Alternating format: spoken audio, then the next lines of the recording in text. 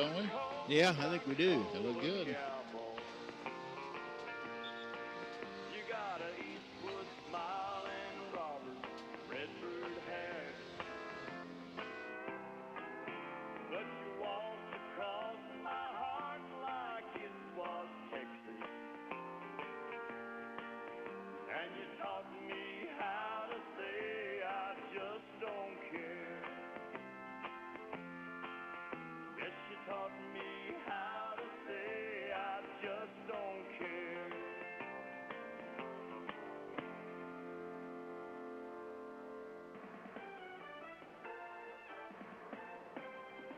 Missouri Valley College football on Mid-Missouri sports leader KMMO.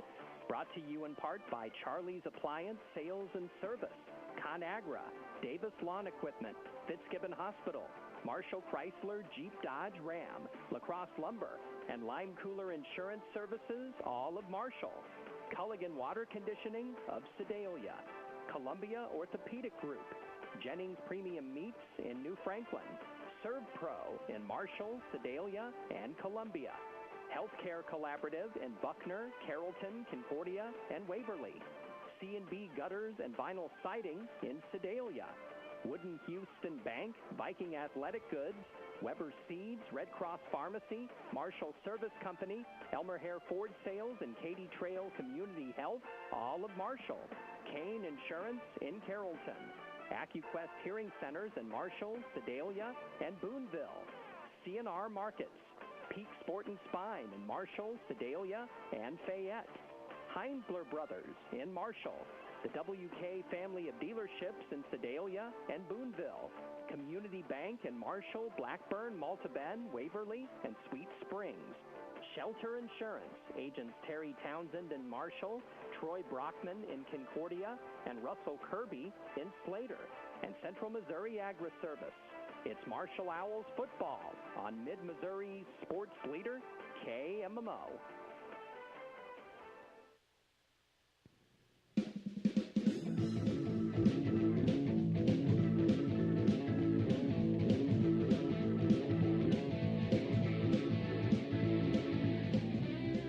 It's the home opener for the Missouri Valley College Vikings tonight as they host the Statesmen of William Penn University from Oskaloosa, Iowa. Bridges, short drop, throws it. He has got wide open over the middle. Dorian Stannard makes the catch, racing to the 10, to the 5, touchdown! Dorian Stannard makes the catch at the 45-yard line of the Pioneers, and it was a foot race, and he won it. The Vikings are looking to rebound from the 42-17 loss last Saturday against the Benedictine Ravens.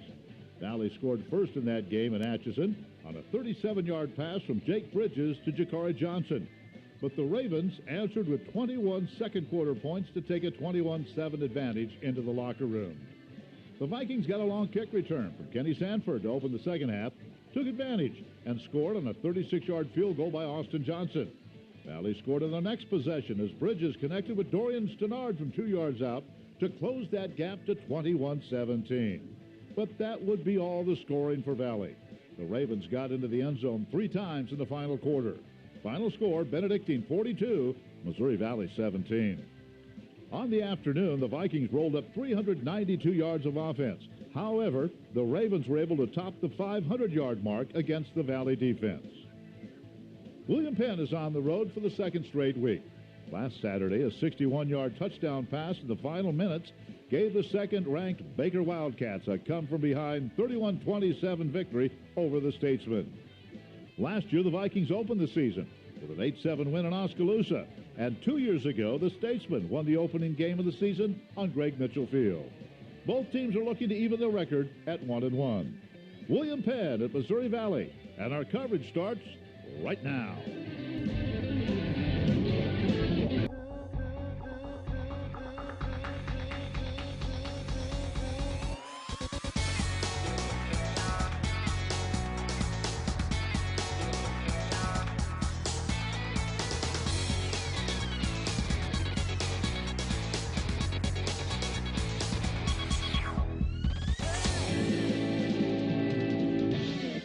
Well, Well, the tailgate area is full of Viking fans. There's a brand new turf on Greg Mitchell Field in 2017, and it's good to be home. I'm Ken Cuiava, Joe all alongside. And Joe, the Vikings lost last week, as we mentioned in the Open.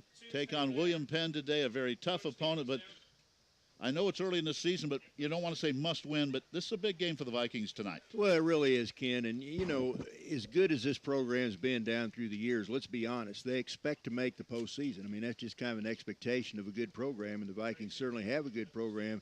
And, you know, you don't want to go 0-2 to start the season. So, again, this is a very big game, and this William Penn team, like you said in the opening, they battled Baker very tough out in Baldwin City last week. So this should be another real stiff test for the Vikings. Speaking of Baker, they played earlier today. That was the television game. And if you take a look at the standings, their 48-41 win today over Grandview.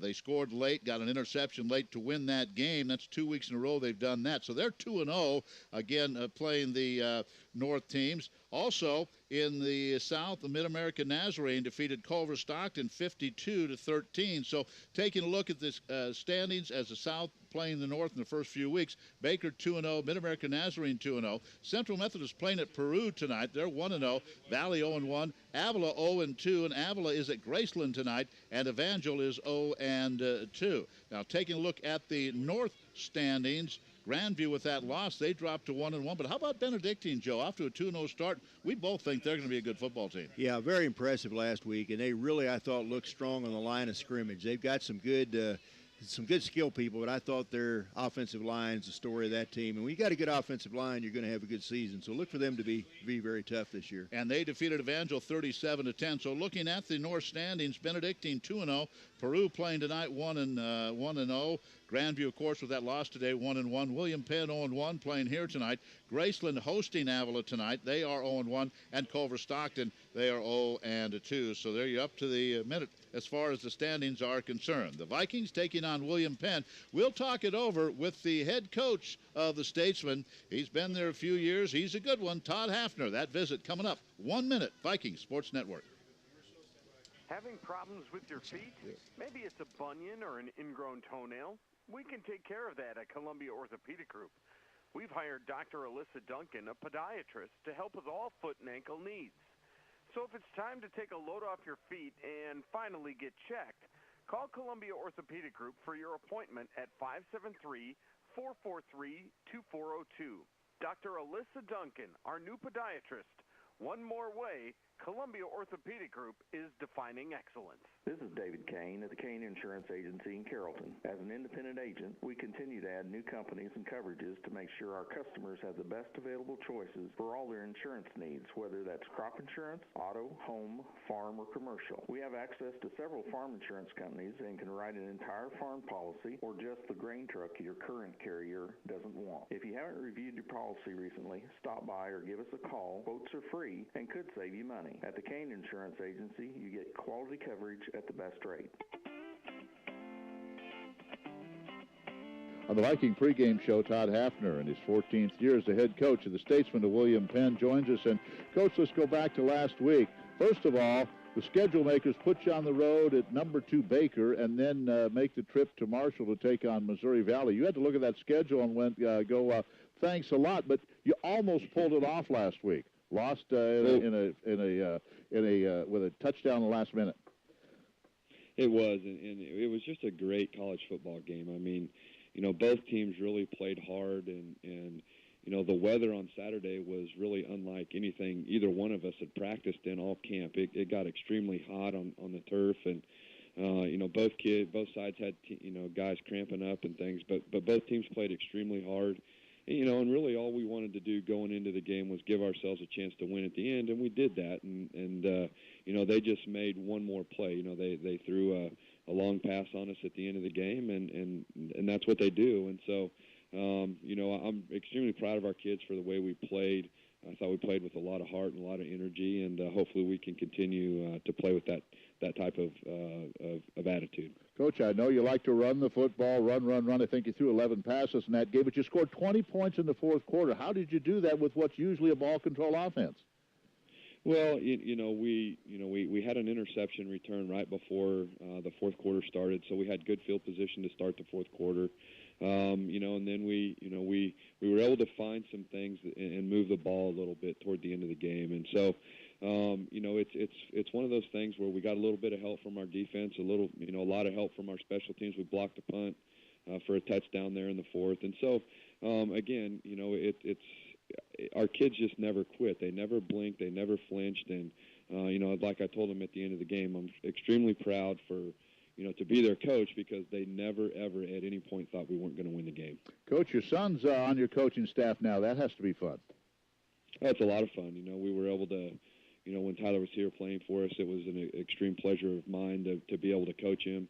And now the opportunity to coach with him is something that, we both never thought would happen, to be honest with you. He didn't really initially get into the coaching profession, but it seems to be his calling now, and we're excited that he's here and he's doing a really good job. Coach, you mentioned special teams, and I know you were very proud of your special teams. That's no one forgets that's part of the ball. We don't talk about it that much unless there's a mistake, it seems like. But I guess your special teams was a big part in that game Saturday. Well, they really were, and it's like we talked about. The special teams at this level is a bunch of kids that are role players on a football team. And let's be honest, there's a few starters that get on special teams every now and then, but for the most part, our kids are role players, and they've accepted their role as a special teams player. We had a freshman from Branson, Missouri, block a punt for a touchdown the other day, and we had some great punts from Aaron Allen and a lot of good kick returns. I mean, we executed really well in the kicking game, and honestly, it kept us in the game. And because of those kids' attitudes and their acceptance of their role, we were able to excel in the kicking game, and it really made a big difference for us. Coach, the Vikings coming off a season-opening loss at Benedictine, and you came here a couple of years ago, your first year in the conference, and won to start the season. So you can win at this venue, but what concerns you about this Viking team coming off that loss? Well, they're going to be super motivated. Coach Stroth and I have become good friends throughout this, the last couple of years especially, and I know that they're going to go and they're going to fix their mistakes. And, the thing that always makes everybody nervous about Missouri Valley is how athletic and talented they are. And we know that, they made some mistakes last week. Watching the film, they had some opportunities, some interceptions and drops, and some opportunities inside the red zone that didn't quite happen for them. And, defensively, they were, I thought they played pretty good. They run around, they try and mix it up, and Coach Stroth's going to have those young men ready to play, and we know that. And we know that going down there to face the number 12 team in the country, that we're going to have to be at our best, and if we're not, it's going to be a long day for us. That's Todd Hafner, the head coach of the Statesmen. We'll talk to the offensive coordinator of the Vikings, Brian Hiller, in 1 minute on the Viking Sports Network. The more property you have, the more mower you need. That's where the Titan delivers. This heavy-duty series is packed with commercial-grade features for pure On a pregame show, Brian Hiller. But it's also designed with property owners in mind, so it's user-friendly, smooth, and comfortable. Smart features, proven dependability. Visit Davis Lawn Equipment at 317 North Jefferson and Marshall to experience the Toro Titan Z for yourself. And ask about special financing options, too. Toro, count on it. Young athletes often run the risk of strain or injury. It's good to know that Fitzgibbon Rehabilitation Services is on your team. Fitzgibbon Rehabilitation Services provides outpatient physical therapy, many highly specialized certified techniques designed to put athletes back at the top of their game. So when your doctor prescribes outpatient physical therapy, remember Fitzgibbon Rehabilitation Services is close by for adult, pediatric, and athletic physical rehabilitation. Learn more at fitzgibbon.org. On a pregame show, Brian Hiller, the offensive coordinator, offensive line coach, joins us. And, Coach, I'm looking at the two deep, and you changed some people around, injuries and other things, but I guess these linemen of yours have to be able to play multiple positions. Yeah, absolutely. It's pretty much the name of the game here. Guys have to be adaptable, be interchangeable parts, so to speak. They've been doing a great job stepping up and being the next man up whenever we do need them. So they're always on the alert that they're possibly going to have a change in their game plan or their structure of some sort from day to day, and that's pretty much a common theme around here at Missouri Valley because we need those guys to be receptive to that for us to be successful. Skill people with you start with Jake Bridges and Kenny Sanford, all the receivers you have, Jakari Johnson back this year. Boy, you have some weapons on the offensive end. Yeah, we do have some firepower. We're not going to obviously stray away from that. We know we're pretty good in that aspect, and they have the stats to prove it. They've obviously backed it up as a little bit last week in terms of how we played. Obviously, every position has a lot more to give as well, and I think we're just going to keep improving on.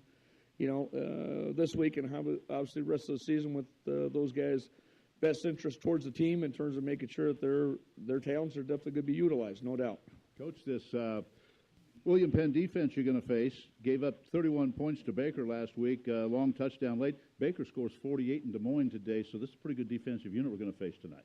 Yeah, we have a lot of respect for William Penn and what they do up at Oskaloosa. So. Fortunate for us, we get them on our home turf right now. We're going to go in with the things that we do well.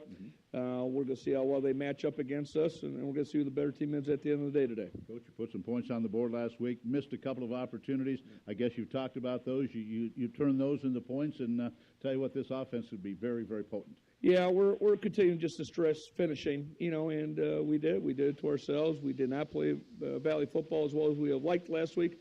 We are definitely had a good week of practice Tuesday, Wednesday, Thursday in terms of the prep that we have to and increase those situational type things where, the onus is on us to make sure that it doesn't turn to 3 points, it turns into 6. And every time we're in the red zone, we're definitely going to make it count. Ryan Hiller, offensive coordinator, and also the offensive line coach joins us. When we come back, we'll talk to a couple of the defensive players, a linebacker and a defensive lineman who will have a big game today or should have a big game today against this option offense. So we'll talk it over with a couple of the Vikings when we return in 1 minute on the Viking Sports Network.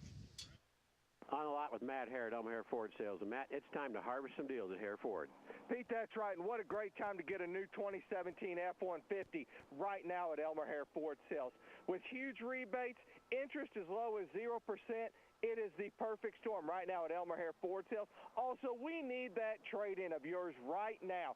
Get in here, see us, see me, Matt Hare, Ryan Woodson, Greg Anderson, or Dwayne Lewis, or visit us at elmerhareford.com. Don't know how Webster defines sublimation, but Viking Athletic Goods defines it as really cool transfers, unique specialty items, revolutionizing printing, or makes custom printing no longer custom. For example, in the past, if you wanted a custom T-shirt made for Grandma, you had to pay expensive setup costs, wait for weeks to get it, and you had to buy a bunch to get the price down. Well, not anymore. Go buy Viking Athletic Goods on the Marshall Square and let them show you anything from shirts to license plate brackets to mouse pads and coasters and more. You got to see it with your own eyes.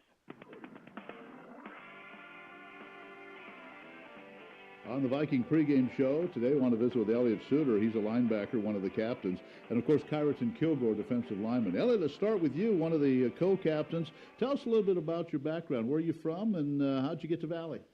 I'm from Fort Worth, Texas. How I got here, Coach Hiller came down for a little bit to come recruit me. He just heard word through some of my coaches, and he just came down to see if I was interested to come to the school. Easy to say, I made the decision, and I'm glad to be here. All right, and one of the co-captains, Kyreton Kilgore from the St. Louis area. So you've been here a few years now. Does it seem like, 3 years now, 4 years? Going on 4. Wow. Yeah, it's been a long ride, and I'm just happy to where I've become, and hopefully we can get this win Saturday. A little bit closer to Marshall. How did you get recruited, and who brought you here? Honestly, Coach Hano, Coach Hano, he's at, I think, Robert Morris now. He was at Robert Morris. Now he's at Wayne State, Nebraska. Yeah. Okay. And, he came down to St. Louis, and there was actually a couple of guys that he was getting looked at. But he told me that I would be a good player here. And I was actually recruited to play both sides, and he told me that I would be more of a defensive player. So I stuck with it, and here I am.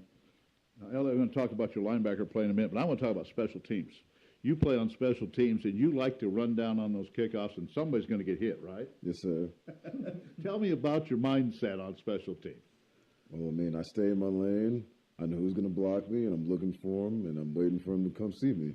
That's usually how it goes half the time. We talk about it a lot. We always say, if you want to see something on special teams, watch Elliott Suter, and somebody's going to pay for you for them being on the field, aren't they, during special teams? Yes, sir. You've changed to number 6 from 44. Why the change this year, big guy? Like you say, it's my senior year, so I decided just to, if I could do it, it's rare that you see a big dude in a single digit, and Coach Strauss said I could make that move, so it was just, going out with a bang type thing. All right, Elliott, was a tough game last week, a tough opponent in Benedictine, still a long season to go. Really, probably hasn't changed the goals for you guys, has it? No, sir. No, sir.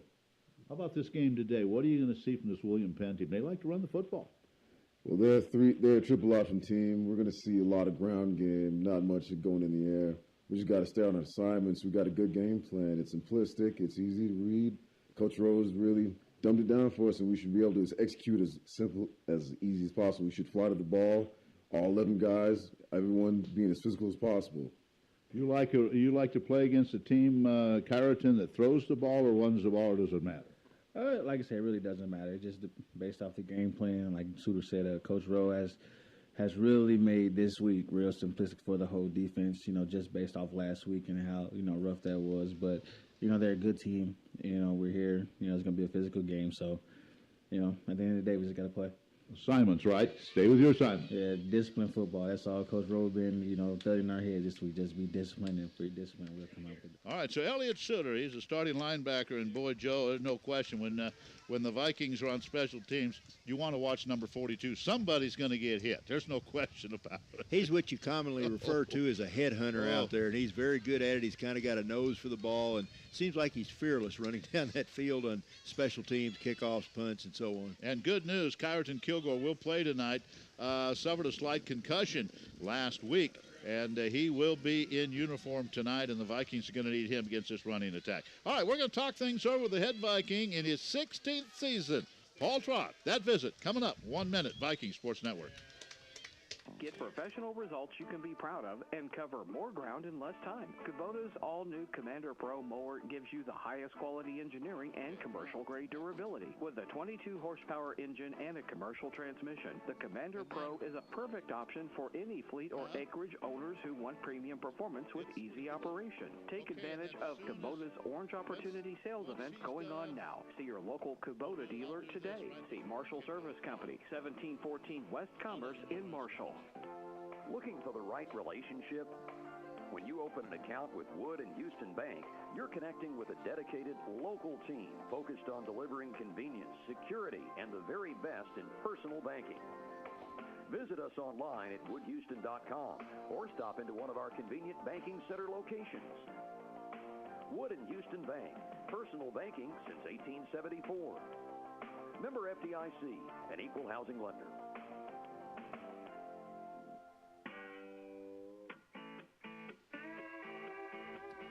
Paul Trott joins us before this game of the Statesmen and coached the last couple of years. Last year we won at their place 8-7. The year before they won here. So since they've been in the conference, it's really been a good battle. Yeah, I mean they're a good program. They've got a really solid team. They're well coached. Their coaches do a great job, and they were very competitive and tough in the conference they were in prior to joining the Hart, and it hasn't been any different since they got into our league. And they are a running team. We know that. So the defense is going to have to be ready. They'd like to control that ball, don't they? Yeah, they're going to try to shorten the game. They're an option offense. They don't throw it a whole lot. They've got a quarterback that runs the triple option, and you got to be really, really disciplined on defense, and that's going to be a big key. That's tough anymore because so many offenses anymore are so wide open in college football. You're kind of going back to the basics here, and sometimes that's tough. Yeah, it is. Well, it is. You'd have to change the way you prepare your kids.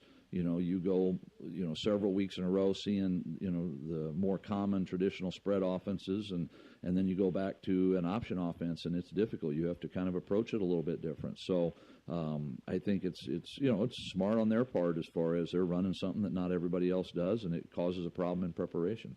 Coach, last week against Benedictine, I thought I saw some good things offensively. Jake had a good game. Your receiving core looked good, fast, big playmakers. Yeah, obviously we didn't make enough. Disappointed. We left some points on the field last week early in the game, and I think it could have changed the complexion of the game. But like we said last week, we're going to have to be more consistent. We got to finish drives with points, and that's going to be real key. You talk about last week just for a moment. That first touchdown was called back. That and maybe an interception or two. That could have been an entirely different ballgame in the first quarter. Yeah, we had some turnovers, which were unfortunate. You never want those. You got to take advantage. We had a touchdown came off the board, just on a procedural thing that we did wrong, and then we also the defense had some chance to get some picks, and those things would have helped too. We dropped some interceptions that anytime you can get a turnover or prevent one, that's a big momentum swing. So, Coach, a couple keys for the game today. Well, we're going to have to finish drives on offense with points. With the offense they run, the clock's going to run. It's going to be a shortened game, and you're going to get 2 to 3 less possessions in this game than what you do typically. So, every possession is going to become a little bit more important. We need to do some things with it. Ideally, we'd like to be able to keep their offense on the sideline, and I expect the game to go pretty quick because of the type of offense they run. Paul Troth, the head coach of the Vikings, looking for win number 123 as the Viking head coach. That's third all-time, and looking for win number 161 in his college coaching career. Let's take our final break. When we come back, we'll have the coin toss, and we'll have the kickoff. The Vikings and the Statesmen coming up. 1 minute, Viking Sports Network. No one knows what next spring will bring. This is Kelly Thorpe with Central Missouri Agri-Service. This fall, do what you can to have your fields ready for next year. That means soil testing so that you can establish proper fertility and pH. Let's talk about it now, so all you have to do is give us a call as soon as your combine leaves the field. Fall-applied fertilizer and lime works better, and your planting schedule works a lot better too. Call us at Central Missouri Agri-Service now, where our success is measured by your success. Peak Sport and Spine is Missouri's largest provider of outpatient orthopedic physical therapy. I'm Ron Renard, clinic director and physical therapist. Using the latest manual and soft tissue techniques, we help you regain your optimal level of function. We can meet the needs of the weekend warrior to the elite athlete. We also specialize in workers' compensation, helping you get back to your job quickly and safely. If your physician prescribes physical therapy, choose Peak Sport and Spine. And see us locally in Marshall, Sedalia, Fayette, and California. Or visit us at peaksportandspine.com.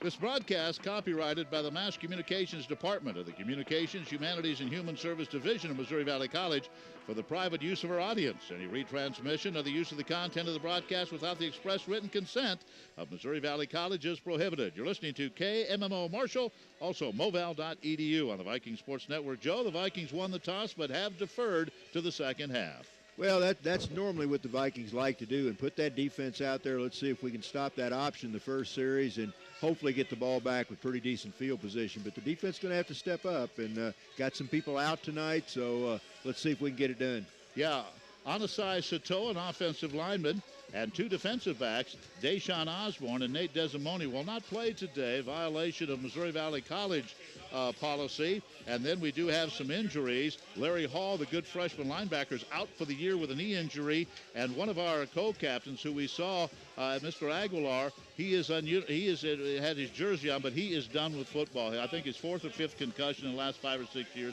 So he's done with football, but he'll still be a part of the program. So it's going to be tough tonight. Vikings are going to have to do it without some of their stars. Yeah, really going to miss Justin Aguilar. He's a player that you kept seeing him on that defensive line getting better and better and better all the time. And, like the common phrase, you keep hearing more and more, though, next man up. Yep. That seems to be a common phrase in football today. Austin Johnson will kick it off. Young man out of St. Charles. The Statesmen in their all-white uniforms with a gold helmet. And back deep to receive it with Brandon Davis. Davis is a speedster. He's back there along with Jeremiah Benson. So Benson and Davis back to receive the kick. Good tailgate crowd today. Fans and students filing in for the first home game of the 2017 season. Vikings and Statesmen both 0-1. Hope you enjoy the broadcast on KMMO and viewing on moval.edu as we are ready to go. And here's the kick, and this one is going to sail to about the 1-yard line, picked up there by Brandon Davis. Davis back to the right side. Davis hit and tripped up at the 19-yard line. Good pursuit by the Vikings as he tried to run right to left, and the Vikings will go to work defensively. Let's take a look at that Viking defensive unit for you. We'll go first of all on the defensive line. It'll be Miles Campbell, Steve Middendorf, and Dedrick Allen. Taking a look at the linebacker core, it'll be Elliott Suter, Devontae Wright in place of Larry Hall, Jake King, and then also Kyraton Kilgore will be the other defensive lineman on this four-man front. That's usually the Vikings don't play a four-man front. Quarterback is scrambling. He's being chased, gets across the 20, steps out of bounds at about the 23. The defensive backs for the Vikings, as you saw, were Antoine Palmer, Gregory Johnson, Trey Johnson, and Davon Henry. Ken, they said Eric Cooper is going to be the starting quarterback. He was out with his jersey on, but had a pair of slacks on for the coin toss, so it looks like the quarterback is going to be Tyler Wood, a 6-foot, 180-pound sophomore. He had a little play action and picked up about 7 yards. Now they'll run it off to their fullback, Suter with the tackle, and they give it off to Nate Van Veldhuizen. Van Veldhuizen is the fullback. He is out of Oskaloosa. And it'll be close to a first down. It will be a first down at the 31-yard line. Yeah, Vikes defense did a pretty good job that time, but the Statesmen only needed a yard or so, and they picked it up. So that's the game's first down. They've got it at the 31, just underway here, no score. Carl Sibbles is one of the running backs. Grant Smallwood went in motion. Now he's going to settle back into the left side of the formation. You see wide open offenses, but not by this Statesman team. They keep it up the middle. Now they're going to pitch it, and they get it to Smallwood. He's up the side, and he gets to the 40-yard line, a gain of about 9. He's about the third option. They faked it up the middle to Van Veldhuizen. Wood then rolled on the option, gave it off to Smallwood. Coming from the left side, he picks up 8.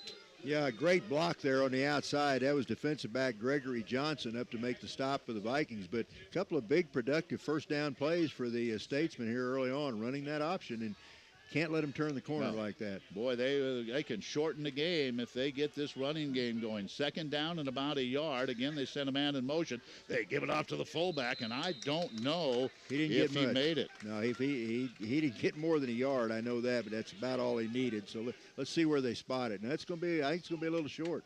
Van Veldhuizen, he again is out of Oskaloosa, 5'11", 220. And he went right into the middle. The Vikings love to play a 3-4, but today against this team, they have added a fourth down lineman. Miles Campbell, Middendorf, Kilgore, and Allen are the starting front four. On third down and about a half a yard, they'll hand it off again to the fullback, and this time Van Veldhuizen gets the first down at the 43-yard line and already have taken off a couple of minutes off the game clock. Yeah, Van Veldhuizen, he's pretty good, pretty reliable. He's a 220-pound junior, so he's pretty good on that short yardage situation. And lowered his head, only got a couple of yards, but that's all he needed. So the ball's out now to about the 43-yard line. So a couple of first downs by William Penn here to start the game. Likes it all purple with those orange helmets. First down at their own 43-yard line for the Statesmen on the brand-new turf.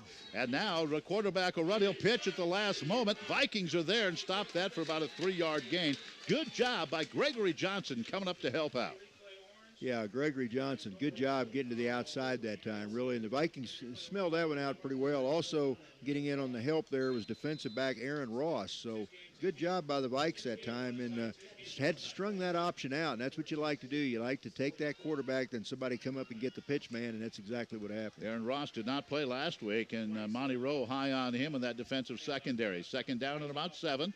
Again, man goes in motion. They want to run it. The quarterback cuts it inside, fumbled the football, and I think he was able to get it back. It was one of those offensive linemen who fell on that football, so a break there. That's Nick Jackson who fell on the loose ball. It's going to be third down and 3 from midfield. That was the quarterback, Tyler Wood, keeping on the option, and Jake King made a diving tackle. Otherwise, that might have been about a 10 or 15-yard gain. As it is, ball right at midfield, third down and about 3. They may lull you to sleep and then throw the ball, but let's see if they can do on third down. And the quarterback is hit and dropped for about a 3-yard loss, and it's McKyraton Kilgore who makes the tackle. Yeah, looking for number 44, but he didn't wear that number anymore, Dave. Wasn't he 44 last year? 44 last but he's year. number 6 right now. Boy, he was into that backfield that time, and so that snuffs that drive, and so now William Penn's going to have to kick it away, so good job by the Viking defense. Aaron Allen will punt it away. He's out of Bolivar, Missouri, and back deep for the Vikings to receive this will be Anthony Gomez, a wide receiver. Now there is a stoppage of play here. It was a 2-yard loss. 11:17 to go first quarter, no score. Good job by the Vikings there. Now Paul Troth not liking a substitution maybe, or whatever the case may be. I guess they made Trey Johnson come out of the defensive play, and Dalen Baxter came in for whatever reason. 4th down at about 5. Allen waits. They're going to punt it. Low line drive punt, and it's going to go through the hands. It's going to be Gomez. Did he come up with it? Oh, my goodness. Wow. Say your prayers. Better to be lucky than good. Mr. Gomez tried to take that one on a bounce at the 15, went off a shoulder pad off the top of his helmet. One of the Statesmen had a chance to get to that football, and somehow Gomez came out with it. Luke Masters had the ball and lost it. What a break for the Vikings. Well, give Gomez credit. He wrestled that ball away from 3 Statesmen. Not a good decision on his part. That ball was bouncing all different directions, but he did have the strength and the desire to get it back. We'll give you the offensive set after this play. First down from about the 12-yard line for Jake Bridges. Jake hands it off. Not much there for Kenny Sanford. Let's take a look at that offensive line for the Vikings. Josh Murtaugh has moved to a tackle spot for the Vikings. Dylan Ari, Daniel Munoz the center, Tyrone Petit, and Nikolai Jasnik are the line. We'll give you the rest of it after this second down play. Lineman Cooper Gosh made that last stop for William Penn. Ball is the 13-yard line. Again, they want to hand it off. Kenny trying to get to the outside, and he gets good yardage out to the 19, and it'll be 3rd down at about 3. Let's take a look at the receivers for the Vikings. Dorian Stannard, of course. Jakari Johnson back this year. Khalil Smith, and the tight end is Janko Beraz. They are the receivers for Jake Bridges. 3rd down at about 3. Bridges the quarterback. Kenny Sanford is the running back. Empty backfield for the Vikings on 3rd and 3. They throw it out to the flat. It is complete. Stannard, first down as he ducks the head and shoulder and gets out to the 29-yard line. First down for the Vikings. Joe, I think a big first down there. It is, Ken, and I think you're going to see that more and more. You're going to see the Vikings try to get guys like Dorian Stannard and Khalil Smith, Jakari Johnson, try to get them open in the open field, give them some space to use their athleticism, and that's what Dorian did that time. Rayshawn Coleman, Anthony Jackson, Cooper Gage are the front 3 for the Statesmen. Now they give it off to Jakari on a reverse. Jakari hit right at the knee and will not get back to the line of scrimmage. Going to lose about a yard, but that's what you're talking about, trying to get the ball to the speedster in space, but he'll lose a yard. Good tackle. It'll be 2nd down and 11 coming up. That was junior defensive back DeJon Shaw out of Highland Park, Michigan. Came up, made a nice open field tackle to shut that reverse play down. Linebackers are Mason Wissey, Jake Baptiste, Cleve Manoa, and Winston Green. 2nd down and 12. Vikings working from right to left, from south to north here, Greg Mitchell. And they want to keep it on the ground. Sanford has a hole. He breaks a tackle, breaks another one. He's off to the 46-yard line between the hash mark before he's finally brought down. First down for the Vikings at their own 46. I think on 2nd and 12, everybody thought that ball was going in the air that time. And, boy, they gave it to Sanford up the middle, and he drug Kyle Baldessar about 5 yards after Baldessar made contact. Takes the ball to the 46, 1st and 10 Vikings. Baldessar's from Webb City. Brandon Davis, Rashad Ali, and DeJon Shaw also in the backfield. Again, they give it off to Kenny. Sanford spins, gets back to the line of scrimmage. Nothing there. That hole closed in a hurry. And it looked like Baptiste was the first one to get there, 2nd down and 10. Yeah, not much. Baptiste had his arms wrapped around Sanford. Baptiste, a senior linebacker out of Salt Lake City, Utah. So very short gain, 2nd and long 9. Vikings send 2 wide receivers right, 2 to the left. And Jake swings it out to Kenny Sanford, who tried to run before he caught the ball and dropped it.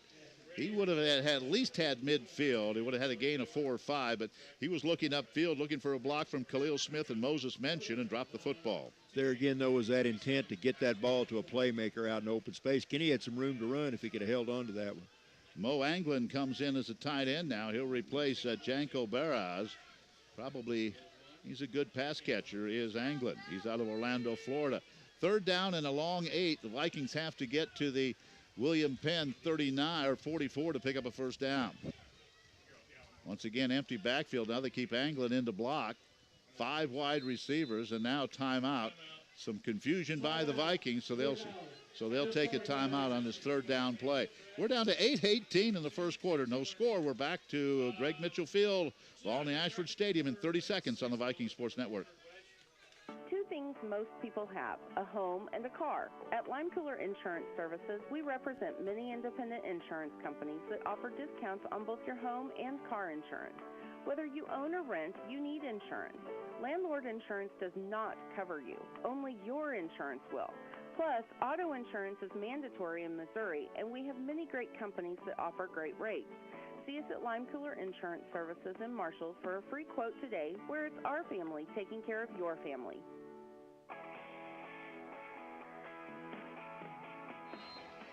We'll keep you updated on other sports going on tonight. In fact, in particular, soccer.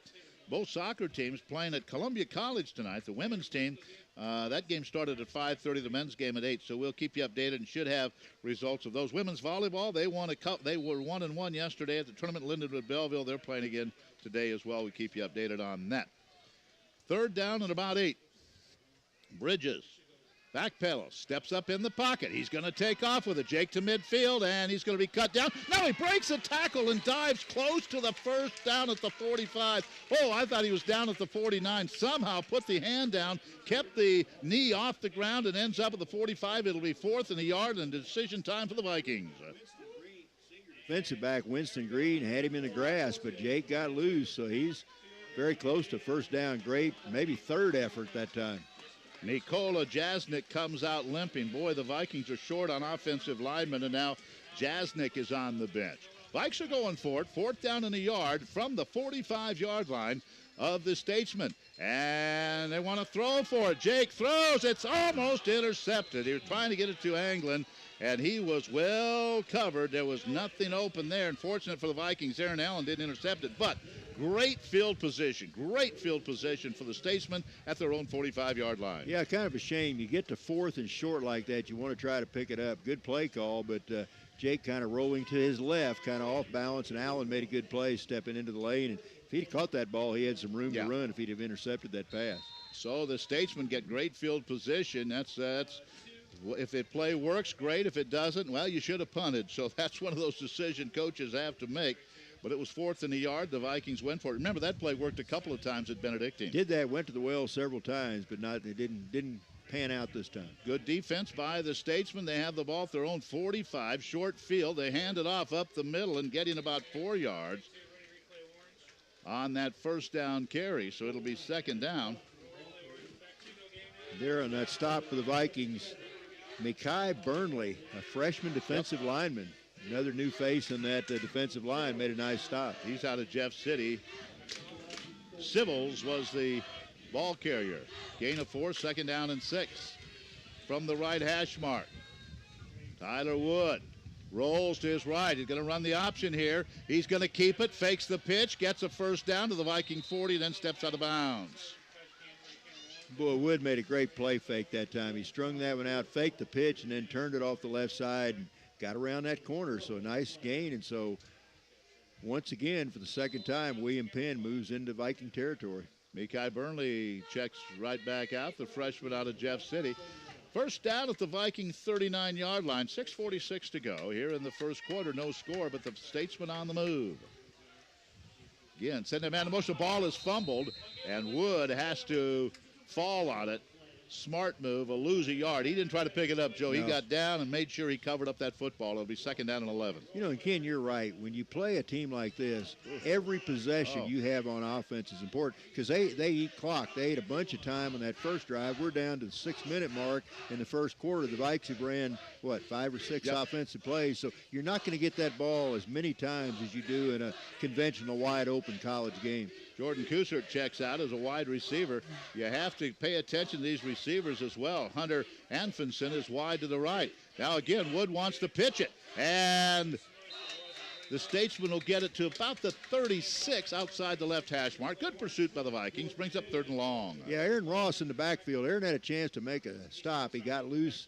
Runner got loose on that, but Ross almost dumped him for a big loss. But it's going to be a big 3rd down play. We're down to 5:42 to go in the first quarter. No score. This is only the 3rd possession of the game, 2 for William Penn and 1 for the Vikings. Last week, William Penn only threw 11 passes against Baker. That just in this day and age almost unheard of. But don't do it unless I absolutely have to. Yep. 3rd down and 7. They want to throw. Wood, he's going to be sacked. Back at the line of scrimmage as he was looking to throw. And that is Dedrick Allen with the sack. And it is going to be 4th down. Let's see if they're going to go for it. It looks like they'll keep the offense on the field. Yeah, Vikes did a good job. Had good pursuit that time. Flushed Wood out of the pocket, and there Dedrick Allen was there to pick up the piece. And now they bring in the punting unit. Now they've changed their mind. Mr. Gomez, be careful back there. Yeah. The chance of making a play like he did last time, 2 times in a row, I'd say is 1 out of, 2,000? Yeah. Aaron Allen is the punter, but they also keep Tyler Wood back there, the quarterback. And they're going to punt it. Wood or Gomez says, I'm getting away from this one, and it goes into the end zone. I think it does for a touchback. Thank goodness. Very low punt, and Gomez let it go. So the Vikes will take over, and 2 good stops by the defense. You're listening to Moval and viewing on moval.edu and listening to KMMO Marshall. You know, that's the 2nd straight punt that I've flashing through my mind when the punter caught the ball was, look out, it's a fake. Because he takes about 3 steps forward before he punts the ball. And they keep the quarterback right back there with him in case they want to do something. So the Vikes will have it at the 20. 2nd possession. And again for the Vikings, this offensive line really makeshift, and they've moved a lot of people around because of some injuries and suspensions and other things. Here's Jake. Quick out to Jakari up the sideline, 25-30. And that's a gain of about 9 right up the left sideline. Jakari didn't mess around, did he? He caught that ball, and it was south to north and no movement in between. Well, and a nice block by the other wide receiver, Khalil Smith. As Khalil tied up the defensive end, that gave Jakari some room to run. So that's enough for a 1st down. Ball out across the 30. So the Vikes pick up, I think that's their, second? Yep. That's their first 1st down, isn't it? I think they had one other. Maybe they got one that first drive. I know they came up short the last time. They stack the receivers, throw it out again to Jakari, looking for room to run, tries to cut back to the middle, picks up 3 or 4 yards out to the 34-yard line. There's a flag down, and this might be some kind of a late hit on Winston Green, the linebacker, as that was thrown, and he was right around the quarterback, Jake Bridges. Yeah, let's hope that's a 15-yard. That'd give the Vikings good field position if it is. Look at Mr. Green. He's all by himself over there. He doesn't want to look at the coach. He doesn't want to look at his teammates. I'm going to tie. My shoe's not untied, but I'm going to tie it anyway. I'm going down to tie his shoe here. Let's see. Personal foul. Oh. Well, sorry, Mr. Green. That is on one of the Viking linemen, Alexander Nielsen. Yeah. Well, so it goes the other way. And we didn't see that. That was a very late flag. In the play when that happened. We'll see what happens. It wasn't 57, it was 67 who made the contact for the Vikings, and that is Devin Wright. So Devin Wright was the defensive lineman. He's in the program at 75. He wears 67, and he came in and shoved one of the Statesmen in the back well after the play was gone by. So that's a big penalty. Good news is it's still going to be 1st down. Yeah. Bad news is it's going to be 1st down in a whole bunch. Probably about 25. I think probably about 25, I'm guessing. Just one of those penalties that you just can't have. You have to maintain your composure. We thought maybe it was against the Statesmen. It was not. So 1st and forever for the Vikes. They're going to keep it on the ground, up the middle. Kenny Sanford across the 20, now shoved back.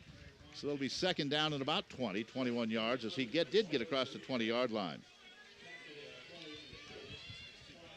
No score, late first quarter. 3:35 to go in the quarter. Yeah, Kenny got about 4 on that play, so still got a bunch to go. Ball just shy, just across the 20-yard line. So Vikes not too good a field position right now, so need to get a big chunk of yardage on this play if we can. Drake Higgins is the punter in his first year of punting for the Vikings. And they're going to throw it over the middle. It's intercepted. Jakari Johnson was open, and the pass from Bridges sailed by him, and it was picked off.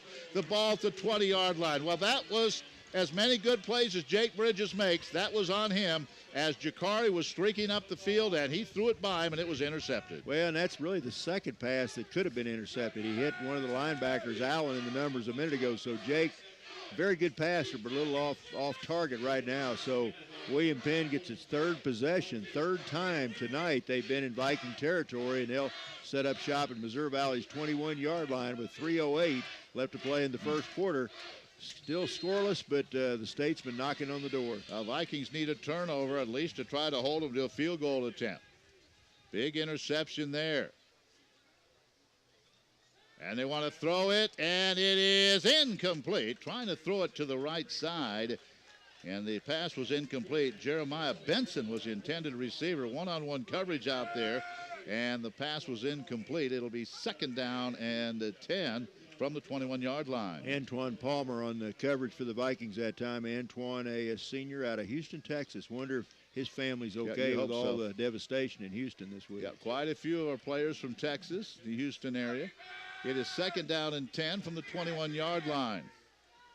Wood, they're going to pitch this one, run it to the right side. Vikings are there. They'll stop the play after a gain of about 3 or 4. Stop it at the 18 as the running back went out of bounds. It'll be third down, and running with the football was Christian Williams. Yeah, Devontae Wright and Trey Johnson both there on the stop, and Trey did a great job fighting off a block that time, stayed with it. So big third down play right now. Third down about 6. Ball inside the 20, about the 17-yard line. Nothing else. You want to hold them to an attempt at a field goal. Ball at the 18-yard line. They have to get to the 12 for first down. Handed right up the middle. They're not going to get first down yardage. Get down to about the, very close. Yeah. Now going to be the 13. Now they may go for it here. I don't know. Looks like they're sending in 4 new people, so that could be just 4 new offensive players. Yeah, the quarterback's still out there. So good job by Van Veldhuizen. He got it close. So it's fourth down at about 2 from the 14-yard line. Under center is Wood, and the Vikings jump. And that's exactly what they were trying to do. Goodness. I don't think they were going to snap the ball. I think Wood had a hard count right at that time, and one of the Vikings came into the neutral zone. Discipline, discipline, discipline. And that was Jared Harrison. Jumped offside. Yep. I don't think they were going to run the play. I don't either.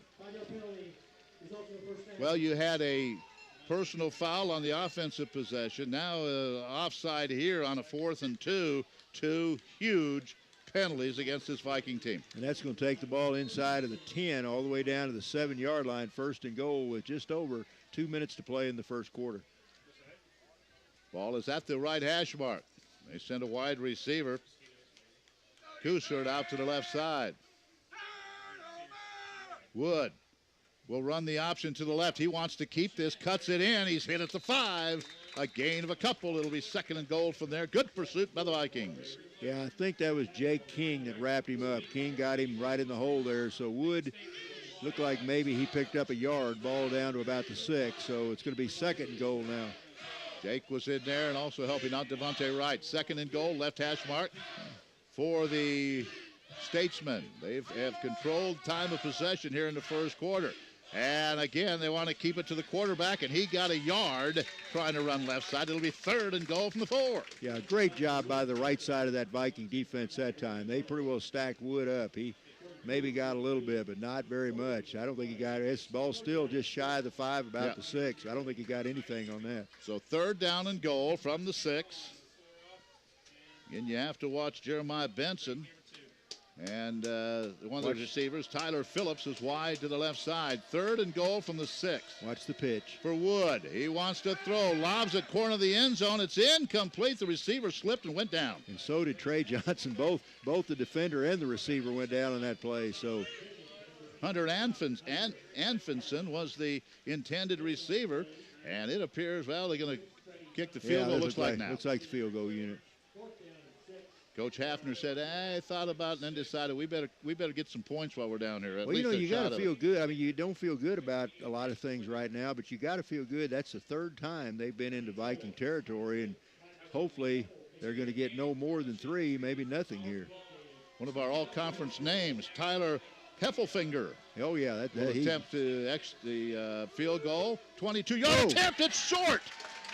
It may have been partially blocked, but he just missed it. Yeah. What a break for the Vikings. If you are the Statesman right now, Joe, you've been there, and no points on the board. I think that looked like an old tee shot off the first tee when you top the ball, roll it about 30 yards down the fairway. Whoa, he just did not get into that one.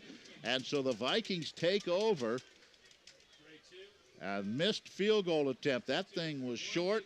It never had a chance. 41 seconds to go in the quarter, no score. And what did we talk about last week? We talked about all the opportunities the Vikings had early on to score down in Benedictine territory, and they only cashed in one time. And let's hope that's the same scenario for William Penn here this evening. That interception gave them 1st and 10 at the Viking 21. They did not score. Jake Bridges is the quarterback.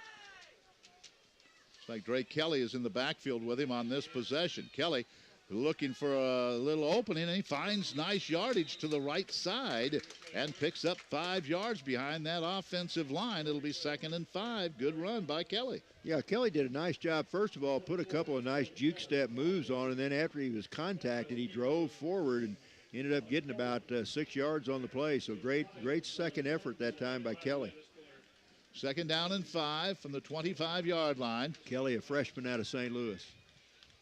Down to could be the final play of the first quarter. Empty backfield, 3 receivers wide left. Jake wants to throw. He's scrambling, throws it away. Oh, man, that was a jailbreak that time. 3 defenders right in Jake's lap as he dropped back to pass. And all he could do was throw it away.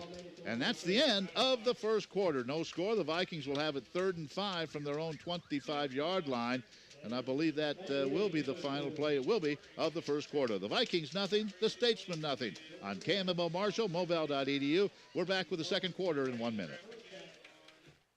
Here a lid, there a lid. Everywhere a lid.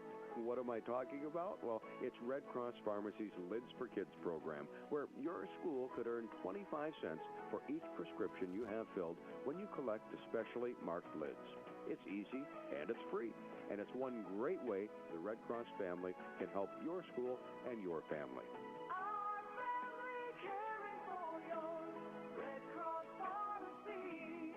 Red Cross Pharmacy has no affiliation with the American Red Cross. Wheat growers across the country rely on Agramax wheat for exceptional yields, quality, and dependability. In the United States, Agramax wheat is in the top 10 for soft red winter wheat. It's simple. Agramax will help you achieve your wheat production goals. Join forces with Weber Seeds in Marshall and Agramax Wheat to meet your goals this season. Call Weber Seeds and find out more about Agramax. We're on the best with the Weber Seeds.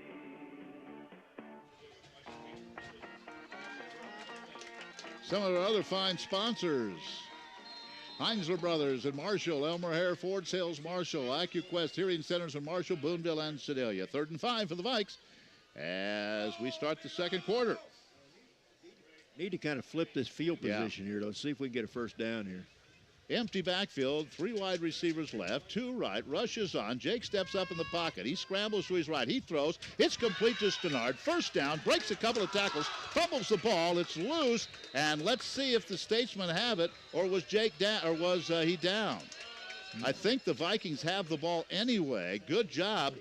Coming up was Moses mentioned to somehow come up with that ball. Yeah, once again, he came up with it in the middle of 3 William Penn. A William Penn person came out of the pile with the ball, but I think he stole it after the call had already been made. So now the official's going to talk about it. They're talking about it right around the 40-yard line. So let's see what the call is. We know Stenard did pick up enough yardage for the first down if the Vikings retained possession. It was the knee down back at the 38. If it was, the Vikes will have a first down. If not, Mention had the football when they came off the turf. I think they're going to say the knee was down. They're going to explain it here, I think. See if we can pick it up. Good job by Jake scrambling. Once again, good pressure by William Penn on that play. I don't think Paul cares if they said knee down. He goes, thank you. It's our ball, no question asked. Just keep the pelota. First down for the Vikings at the 37. I kind of thought that knee might have been down. So the Vikes will have it at the 37. No fumble. That's big first down right there. Just underway in the second quarter, no score. A couple of other games going on tonight. Avila is at Graceland, CMU at Peru. We'll tell you about the other games as we go along. First down, out of the pistol, handed off. Kelly, strong run right up the middle. He gets across the 40 to the 44. That's a gain of 6. Second down and 4 coming up. Boy, he lowered his head and bowled ahead that time. Great effort. Stopped by Jake Baptiste. Also in on the stop for William Penn was Winston Green, but not before Kelly picks up 6 yards. So let's call it second down and 4. Vikings trying to get into William Penn territory. 3 wide receivers off to the left side. Kelly stays in the backfield and gets the handoff, runs to the right. He'll get a couple more across the 45 to the 46, running to the right side. And they'll mark him about 1.5 yards shy of the first down at the Viking 47-yard line. Well, they give him a nice spot. It's a 3rd and 1. Sophomore Brandon Davis made that tackle, but another big third down play for the Vikings. This time much more manageable than the one they converted on last time. So third down and about 1 yard for Valley. Jake takes the snap, hands it off. Kelly got the first down on second effort. He didn't have it, and then second effort, he was able to lean forward and pick up the first down at the 49-yard line. This is kind of interesting, Ken. In the first quarter, time of possession, 9:55 for William Penn, 3 minutes and 56 seconds for the Vikings, yet the Vikings had 10 more total yards of offense. Yeah, it's a ball control. There's no question about that.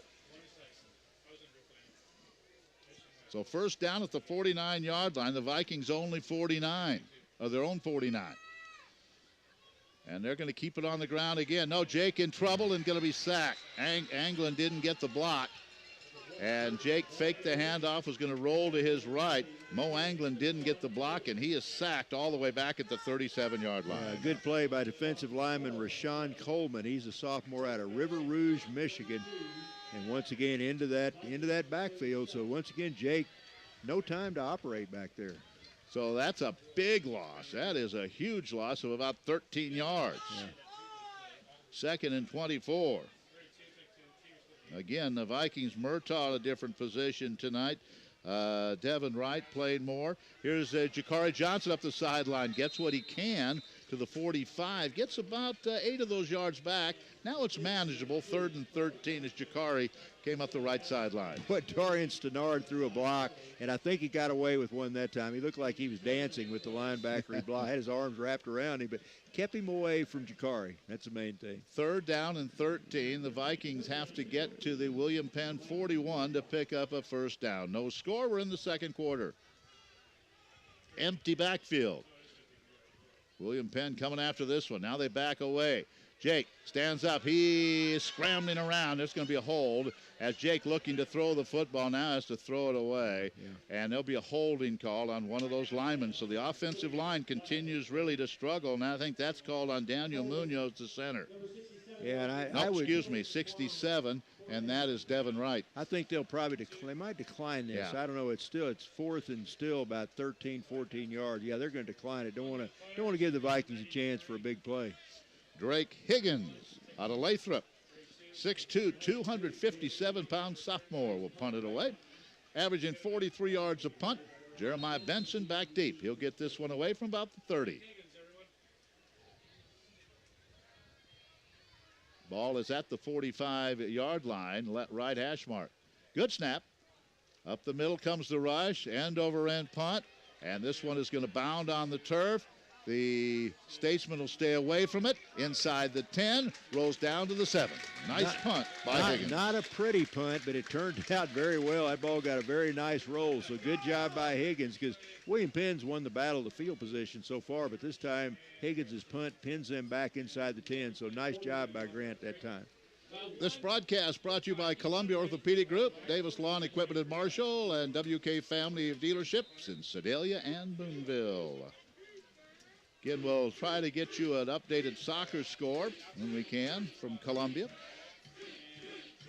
First down at the 9-yard line. Drake Higgins, the punter, averaging 43 yards a punt. Here's the run up the middle, a gain of about a yard, or maybe a yard and a half. It'll be second down. We are down to 11 minutes and 30 seconds in the first half. We really need a turnover here. We finally got nice, William Penn pinned deep in their territory just across the 10. Second down and 7. So let's see if we can. Like to have a turnover. At least let's keep them to a 3 and out if we can. Well, they actually give them about 3 yards on that play. So it's second down and 7.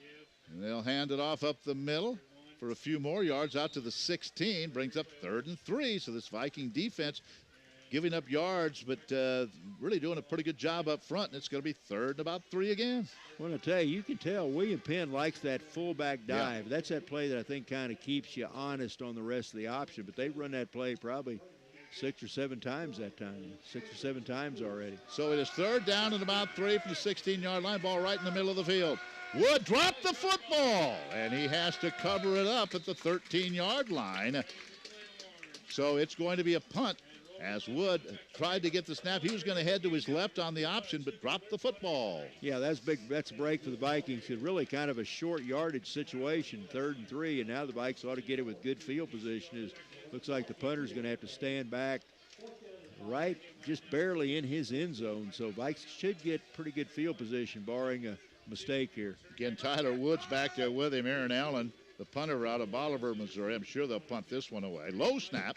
He gets it. Boots it toward the sideline, and Gomez stays away from this one. Great roll. And he gets a good roll all the way down to the Viking 37. But again, that was a low line drive punt, and I think Anthony did the right thing there, just kind of stay away from that one. Well, you know, and sometimes those low line drive punts can be very tough to field. They bounce all different directions, and sometimes they get a nice roll, as that one did. But Vikes will start at their own 40, so down to just under 10 minutes to go in the first half. Still no score, been a defensive struggle. At halftime, we'll have high school scores. We're also going to talk it over with Tom Pfeiffer, the athletic director at Missouri Valley College. And we're also going to talk to English professor Claire Schmidt about the honors program at Missouri Valley College that some of your the students you're listening and viewing tonight might be interested in if they're coming to Valley. So we'll talk about that at the half. Let's get some points for the guys in purple here. It's first down at the 40-yard line. I wonder if the Vikes might go deep on this first play. Let's see. Well, Stenard is out here on the right side. Nope, they're going to keep it on the ground. Kenny trying to get the sweep, gets the corner turn, and picks up about 3 yards. Anglin trying to block, and Kenny was able to work off that block and pick up positive yards of about 3, and it'll be second down. Kenny had 77 yards rushing against Benedictine last week. Anglin didn't take his man out, but he delayed him enough where Kenny could turn that corner, and so a nice gain on first down. Let's say looks like a gain of a long 3, short 4. Take your pick. If you can get time to throw, I think somewhere along the line you have to go to Stenard, see if he can't beat somebody one-on-one. They hand it off again. Here's Kenny. He's running to the left side. He's to midfield. Has the first down at the 49-yard line of the Statesman before he's wrapped up there. But it is a first down. Hard run by Kenny Sanford. Nice job by the right side of the Viking line that time. They cleared a great hole between end and tackle for Kenny to run through. Rashid Ali, the freshman defensive back, there to make the stop. But that's enough for a first down as the Vikes take it into William Penn territory, 9:25 in the half. Murtaugh and Petit were leading the way on that offensive line. First down, 49-yard line. Handed off up the middle, a yard, and that's it. Boy, Sanford took a hit right in the back. He's okay, held on to the football. It'll be second down and 9. He took quite a shot from Marcus Bell at 285. Woo. Yeah, that was a pretty good hit. I'm glad to see Kenny hold on to the ball.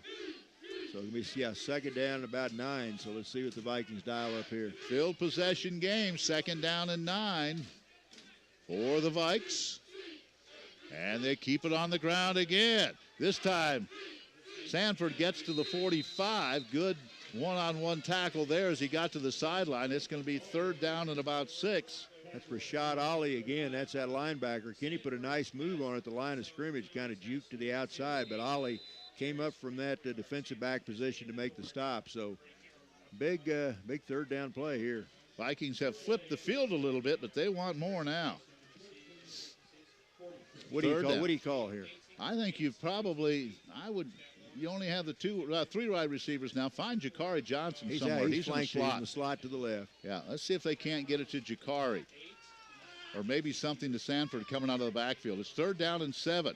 They fake it. They throw it to the side. It's caught by Khalil Smith. Breaks a tackle. Breaks another one. Has a 1st down as Khalil spun on the far side of the field. Gets it down to the 37. You know, he made some big catches as a freshman last year. Yeah, and that second effort, that spin move you talked about, that was enough. I'm not sure he had the 1st down until he made that move. And Kyle Baldessar, the junior defensive back out of Webb City, finally brings him down. But I think that's the deepest penetration for the Vikings so far, as they're down to the looks like about the 37-yard line in William Penn territory. 7.5 minutes to go in the half, no score. Ball is on the far hash mark, the left hash mark as we look down on the field. And on 1st down, handed off to Sanford. Sanford wrapped up by Baptiste, but he gets a few yards out of it anyway.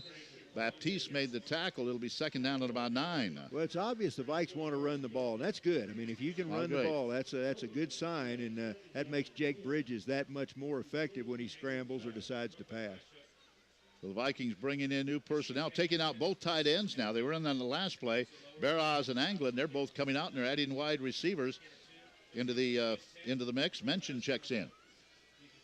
4 wide receivers, 2 right, 2 left on 2nd down and 10. Now they'll send a man in motion, Khalil Smith, and hand it off the other way, off to Kenny Sanford. Didn't fool anybody, and it's going to be 3rd down and 10. Coming up to make the stop, Dejan Shaw to Highland Park, Michigan, 3rd and 10. I tell you, the defensive backs for William Penn being very aggressive. How many plays have they made right around the line of scrimmage? So you've almost got to think, if we can give Jake Bridges time, there's going to be somebody open on those play-action fakes, somebody in the secondary. Kenny with 10 carries for 46 yards. Rushing, he had 77 against Benedictine. 3rd down and 11, he lost one there. Big play here. Yep. Want to keep this drive alive. Now they send Sanford as a wide receiver out to the right side. Empty backfield. Rush is on. Jake scrambling, and he goes down. And I mean, 5 guys. Now, he had no chance. He had no chance. Well, the Vikings want to go to all those wide receivers, but you're going to have to protect. And right now, there was no protection at all, and he went down all the way back down at the 47-yard line. That was an all-out blitz that time. Jake not happy with his offensive line. You can see him talking to him right now as he comes out. They've got to find a way to give him a little time. Well, it punted away here. 5:46 left to play. Still no score. And for the 2nd time, Higgins will punt it. Oh, somebody moved. I think somebody on the left side of the Viking line moved, I think. So that's going to back us up 5 more yards. That was 3rd down and 10, and then after that flag, or after the sack, it's 4th and forever. Well, Joe, you go in that empty backfield, the Statesmen know it, and they're just bringing everybody in. Jake, a good scrambler. He hasn't even had a chance to scramble. Well, you think maybe try to set a screen up. I'm not sure you have time to set that up, though. You've got to have a little time to get that wall set up and get that short receiver out in the open, and just not much time right now. Now Higgins all the way back at his own 27 now, waiting the snap. And it's a good one. And he gets a nice kick. And this sends Davis back to his own 5. Yeah. He is hit, tries to get to the outside, and goes out of bounds inside the 15-yard line. What a boot by Drake Higgins. Yeah, Drake really bombed that. That was a nice high kick, had good hang time, and great coverage. Sometimes when you kick the ball that high, you think maybe your punt team's going to they're going to out cover the coverage, or outrun the coverage. And they didn't do that time. Vikes did a great job. So once again, William Penn pinned fairly deep back inside of their 15, about the 13-yard line, with 5:11 to play in the first half. Kyle Brady did not make the tackle, but he hit the returner, Brandon Davis, and slowed him up, and then the rest of the Vikings got there. 1st down, 13-yard line. And they want to run it at fullback, and this time the fullback is Amos Johnson out of Rock Island, Illinois, and he gets a couple of yards, and it'll be 2nd down. 5 minutes remaining in the first half. You know, one thing about a team that runs the option, normally your defense will get better against it as the game progresses. The Vikings really doing a pretty good job against that option right now. 2nd down and 6. You have to be careful to not let someone get behind you. You think run, and all of a sudden they'll throw one. This time, here's the quarterback. Not much there, a yard or two as he ran to the left side. And Wood got maybe a yard. It's 3rd down and 4.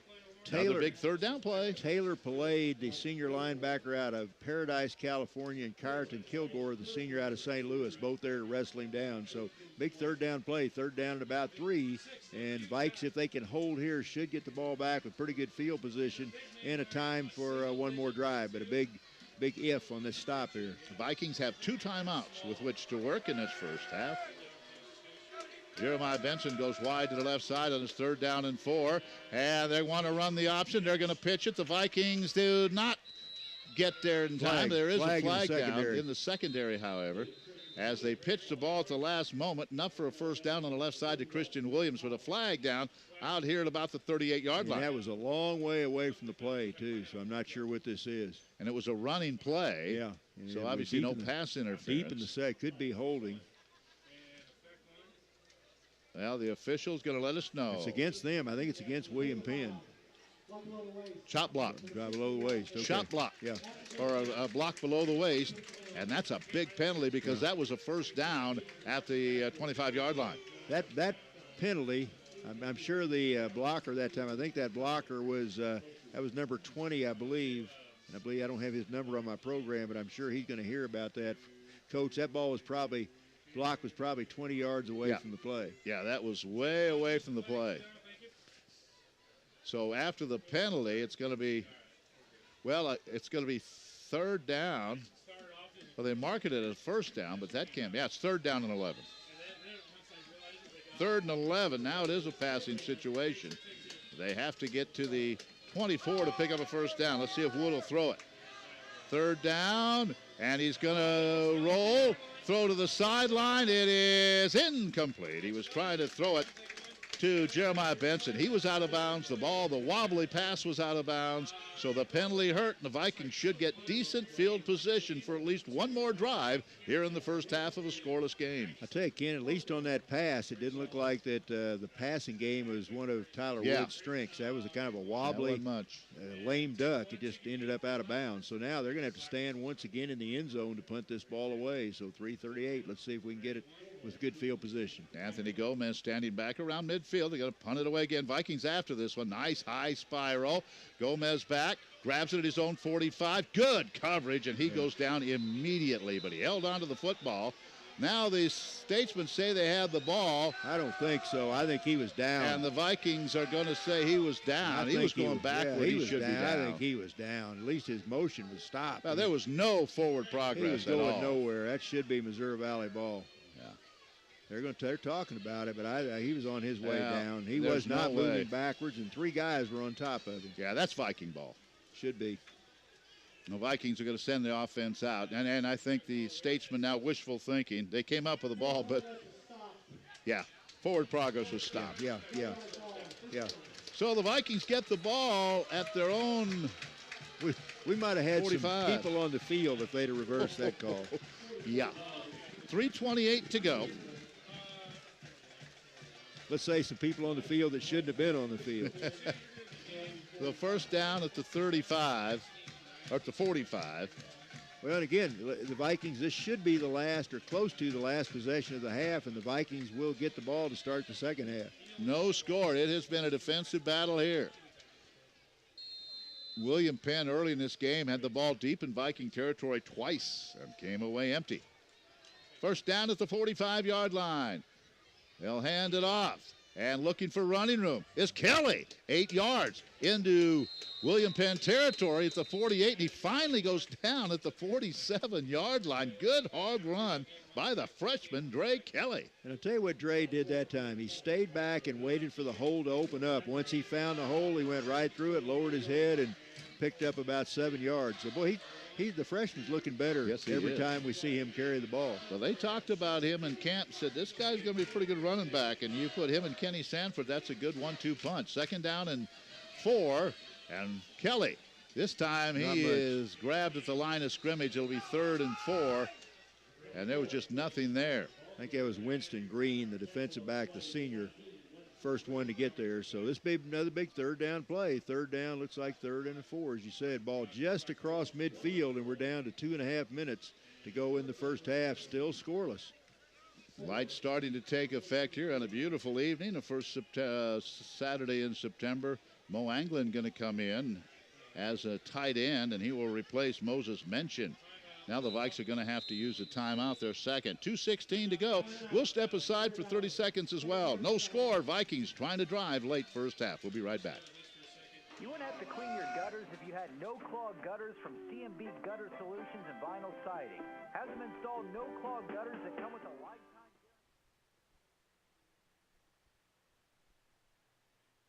You wouldn't have to clean your gutters if you had no-clog gutters from C&B Gutter Solutions and Vinyl Siding. Have them install no-clog gutters that come with a lifetime guarantee that the gutters will never clog or fall off. They also offer expert installation of vinyl siding made by Mastic, an American-made vinyl siding that comes with a double lifetime guarantee. C&B Gutter Solutions and Vinyl Siding in Sedalia. Call them toll-free at 877-827-9071 for a free estimate today.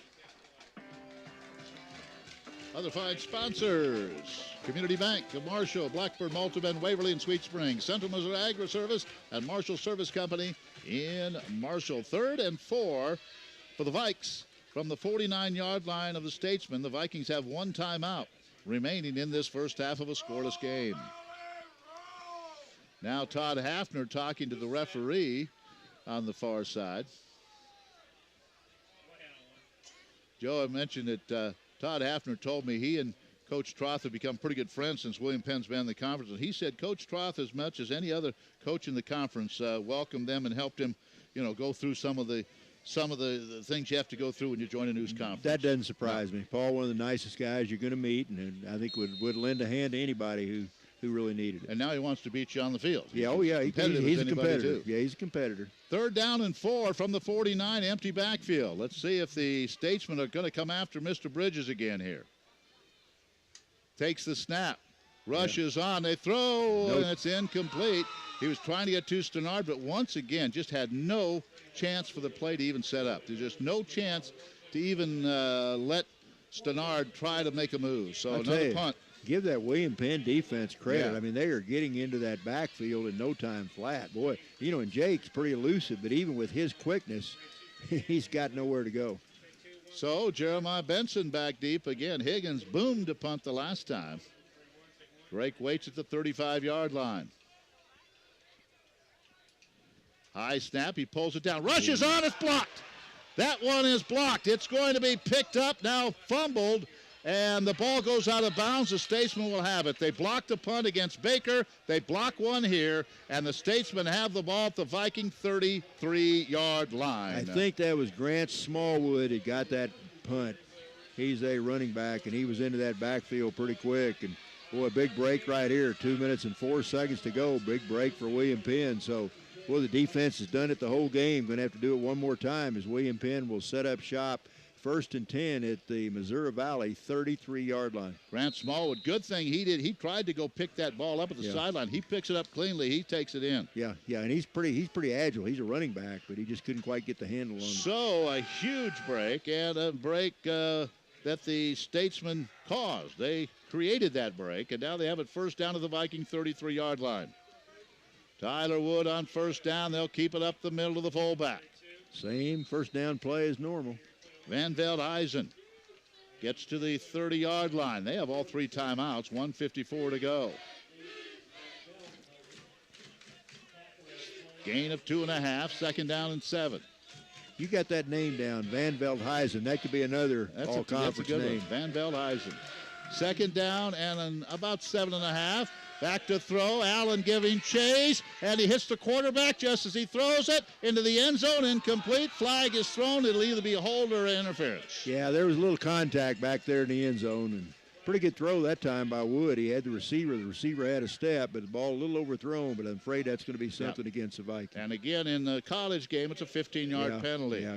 Well, I thought Dedrick Allen was going to nail the quarterback, and he threw it just as he was getting hit, and there was a lot of contact.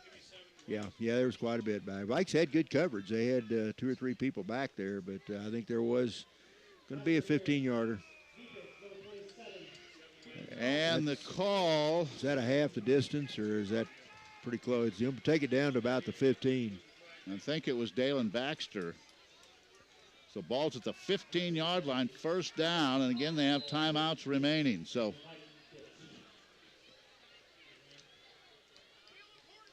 they have plenty of time to get into the end zone. First down at the 15-yard line. Wood sends a man in motion. There's that handoff up the middle of the fullback, and he plows his way down to the 9. That's a gain of about 4, a minute 21, and counting. Go ahead and say his name again. Van Veldhuizen. Thank right? you, Van Veldhuizen. Okay.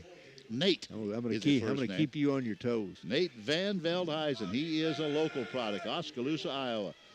A gain of 3, second down and 7. Handed off Van Veldhuizen, and he gets a yard or 2 down to the 9. It'll be third down and goal. All right, well, this Viking defense. Third down. Viking defense has done a good job. They really have played with their backs against the wall a good part of this half, and they've responded. Let's see if they can do it one more time as we're under a minute down to 54 seconds. Clock stopped. Still no score, but William Penn inside the Viking 10-yard line. I said third and goal. It's third down and about 3. They can get a first down at the 5. Yeah.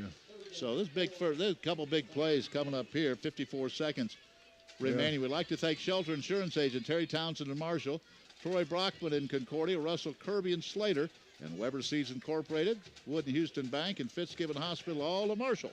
I think they're going to go right back with the big guy again. I do too. Get to the 5. They have 2 timeouts remaining. Yeah.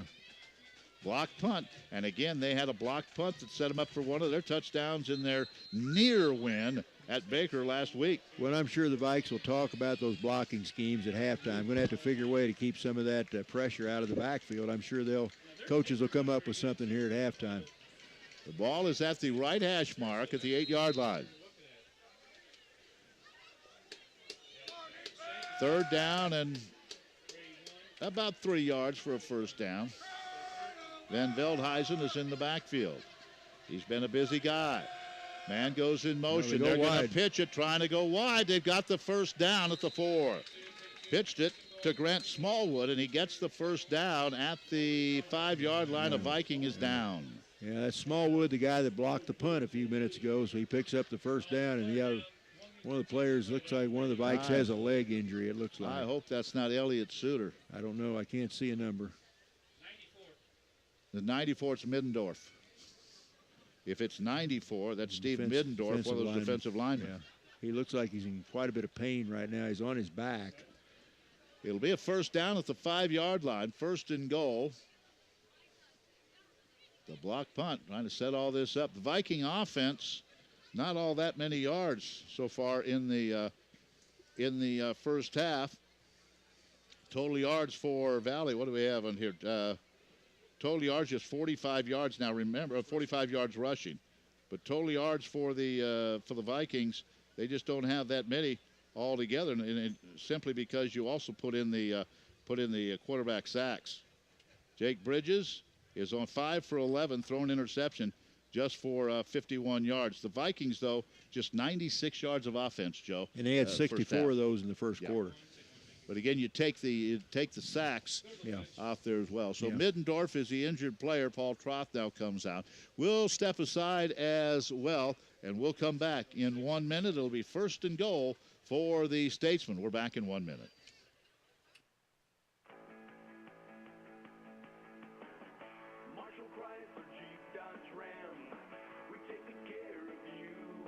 Well, folks, it's a summer clearance event at Marshall Chrysler. Come out and take advantage of the huge savings and discounts such as 0% interest on select new models for up to 84 months. And remember to watch out for the kids at the crosswalks and bus stops.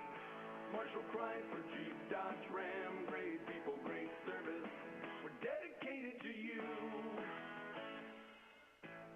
Lacrosse Lumber in Marshall carries Larson Lifestyle doors. Each door has a Duratec finish over a solid core that provides weather resistance. Larson Lifestyle doors also come with a magnetic weather stripping that feels like a fridge to keep it comfy no matter what the weather. With matching handles inside and out, a 10-year warranty protection, and a price tag of only $244, you can't go wrong with Larson Lifestyle doors from Lacrosse Lumber, where military members get a 10% discount. Lacrosse Lumber, 152 West Morgan in Marshall. Installation is available.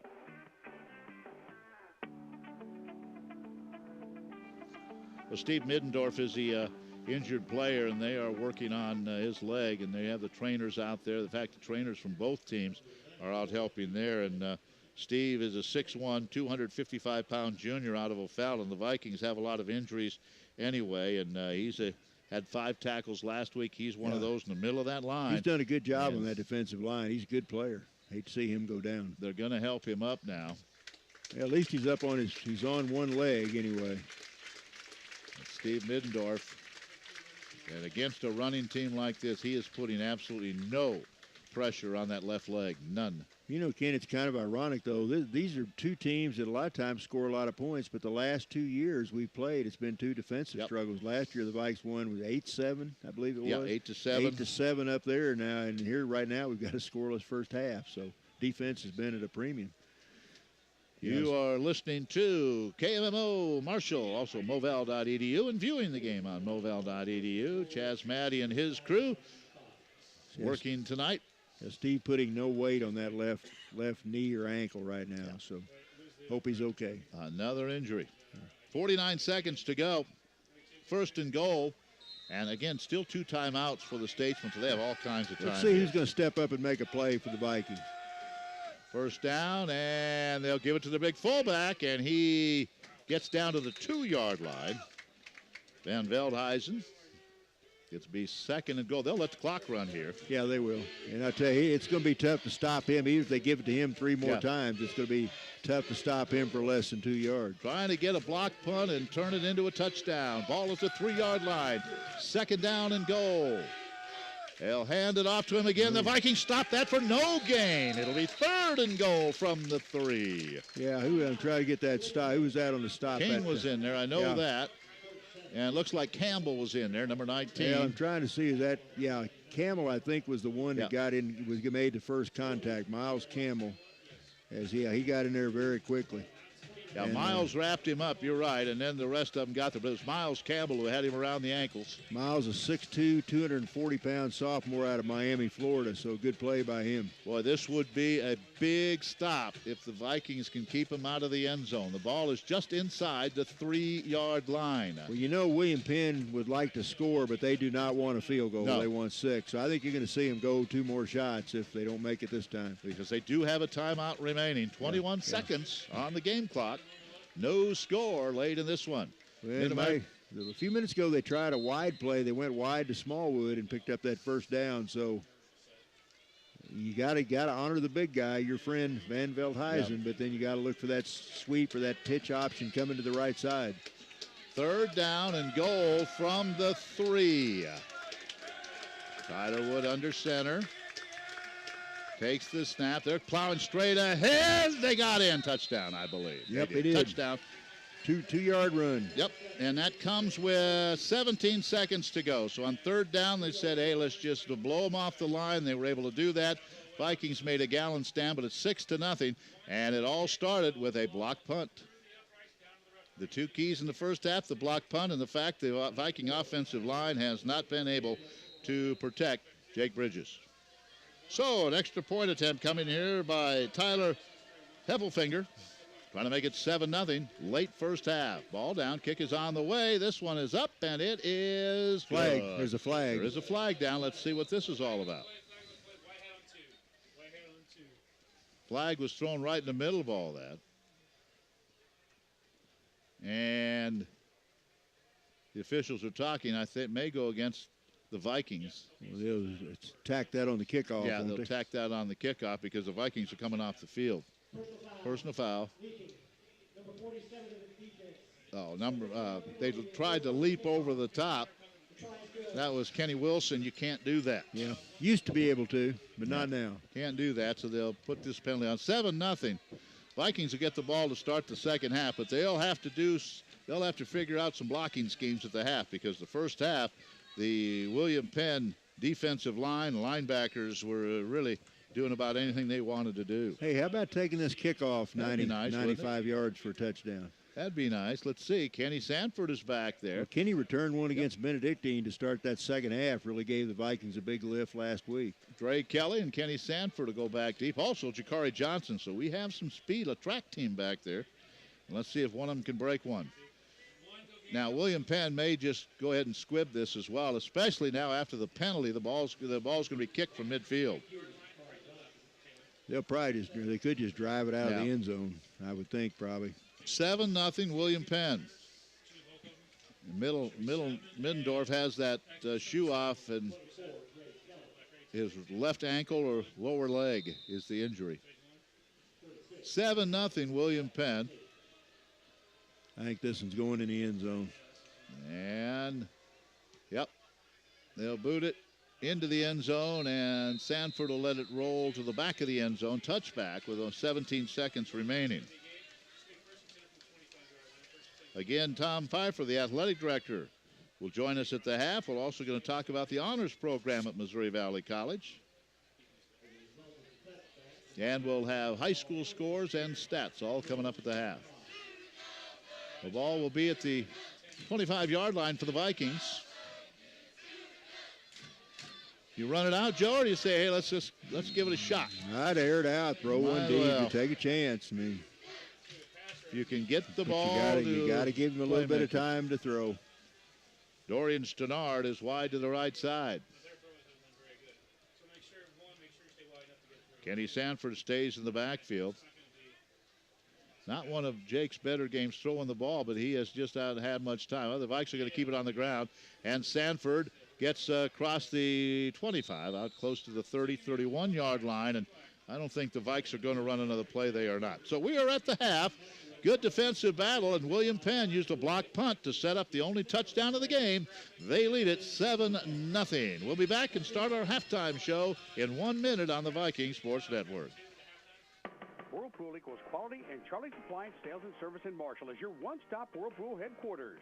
Whether you need a gas or electric range, Charlie's has just the one for you, with options like rapid preheat and steam clean. Time to replace the microwave? Once again, Charlie's has you covered. They carry microwaves for both the countertop and over the countertop. Charlie's also carries several models of dishwashers.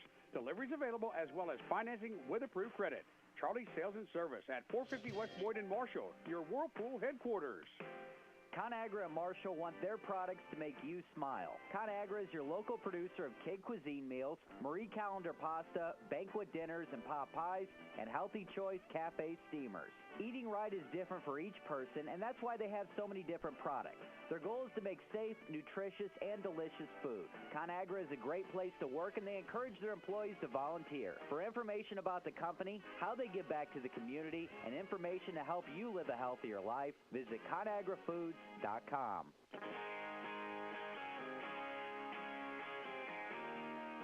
Halftime of the game with William Penn and Tom Pfeiffer, athletic director at Missouri Valley College, joins us. Tom, here we are doing this again for the 10th, 11th year that we've both been here. You've been here for 20-some. I've been here. This is my 10th year, but another year come and gone. It was another good one for Valley, wasn't it? Yes, it was. You know, you're starting at least 10 or 11, and I'm starting my 27th. Wow. So time flies by, but, you know, every year we seem to always be talking about a lot of the great achievements that the Missouri Valley College sports teams had accomplished the year before. Let's talk a little bit about some of the teams. We won't mention them all. But football, again, last year went to the NEI Football Championship Series, lost a tough one in Fort Wayne, Indiana, but still another successful season last year for Paul and the coaching staff. Well, again, you know, I don't want to misquote, but I think Coach Strauss has been here about 15 years now, and you know the numbers better than I do, but he's consistently made the NEI playoffs, consistently won 8 to 9 ball games. I just can't say enough about the consistency and the quality of program that Coach Strauss and his coaching staff put together year after year. Cross country is a sport we haven't talked about a lot, but what a great year they had last fall. You know, we brought in a new coach, David Dominguez, and, you know, immediately got some attention from the conference. the men won the conference and ended up actually finishing 11th in the nation in the highest national ranking that our men's cross-country team has ever had. Ken Mason's rodeo team in the spring, they seem to always do well, and they always seem to have good participation in the Nationals in Wyoming. Well, again, another veteran coach here. We'll first talk about rodeo. Yes, always sending teams there. Qualifying a couple of years ago, we're reserve national champions in the men and the women 2 years apart, but consistently the winner of the Ozark region. And, Ken and Paul, and there's 7 or 8 coaches we have here, that have been here for 10-plus years. They have consistency, and we're just very fortunate to have the quality of coaches that we do have on the staff. Cheerleading, of course, when we're doing the football game today, we see all the cheerleaders down on the track, but I tell you, she's done a fantastic job with the cheerleading squad. Tori has come in, and won the conference, won the region, and then qualified down and went to Oklahoma City for the national championship and done well there. I believe she has 48 to 50 active cheerleaders now, and we have separated in 2 teams, one that goes to the NEI national tournament and one that goes, I believe, to the UCA tournament in Florida. Now, not only do we have All-Americans on the field, but also off the field, and I know the volleyball team, the women's basketball team, and others have done very well academically too. A lot of accolades there. Well, that's right. Last year we ended up having 8 scholar NEI athlete teams.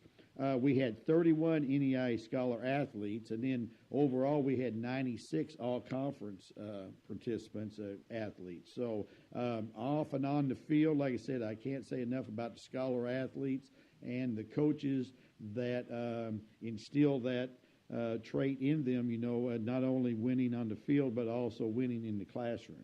All right, let's talk about facilities. Those at the football game have noticed this beautiful new turf. That was a big project this summer, and I'll tell you, it is fantastic, isn't it? Well, it's unbelievable. Our other turf was 7 years old and still looked very well and still practiced great, but we were looking to make some changes. We know that, throughout the years, come fall practice, we practice in football, we practice soccer, we practice lacrosse. We were practicing until midnight almost every night here on this one field, plus wearing down, the years on the turf.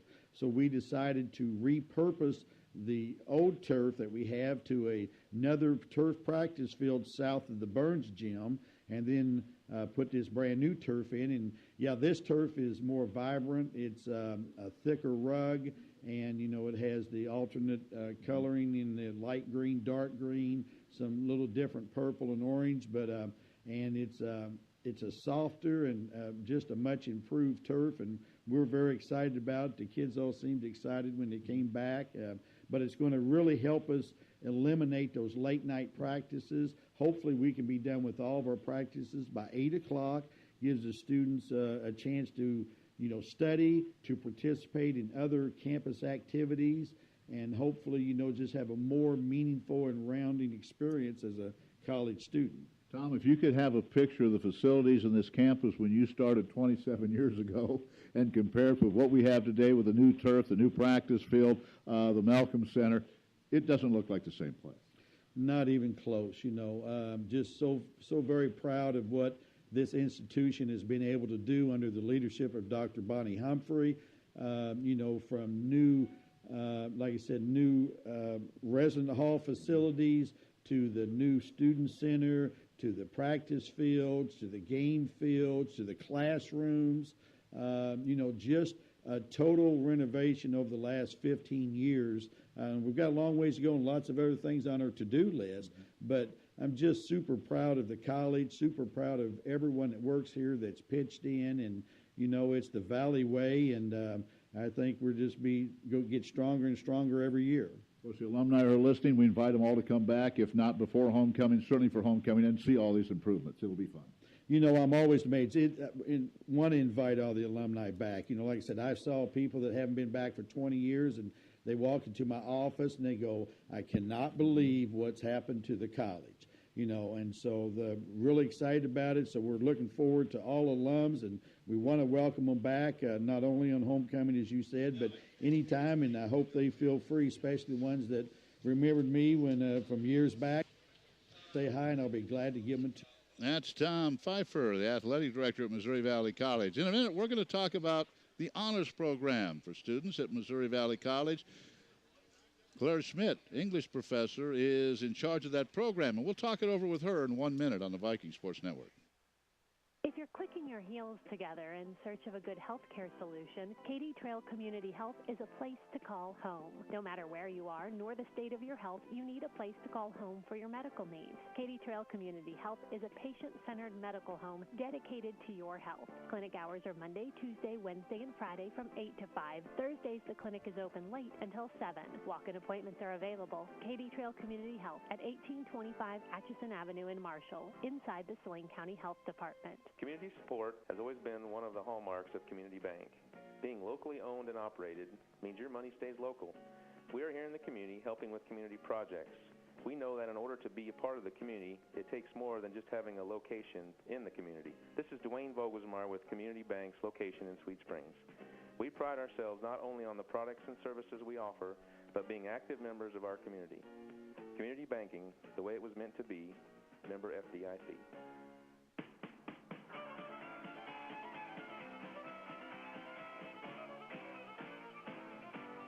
My guest is Dr. Claire Schmidt. She's assistant professor of English at Missouri Valley College, also the director of the honors program. And Claire, we want to talk about the honors program. Thanks for coming on with us. What a great program. Tell us a little bit about it and how it got started. The honors program was started in 2012 by Dr. Jennifer Eimers and some of the other faculty here to create opportunities for some of our really ambitious, hardworking, motivated students on campus so that they can work to professionally develop themselves, challenge themselves, and get prepared for successful careers and graduate school. So the program is open to students in all majors, all across campus, and we have a really fantastic group of students this year. I know it continues to grow, too. You're excited with the growth. Very excited. The support of faculty and students has really allowed us to build a program that goes places, does things, has a lot of fun together, but also, has some really meaningful opportunities to become the person, the scholar, the professional that you want to be. Why would students want to be involved? You gave some good examples, but as an instructor, why would we want our students to be involved with this? I think there are so many good reasons.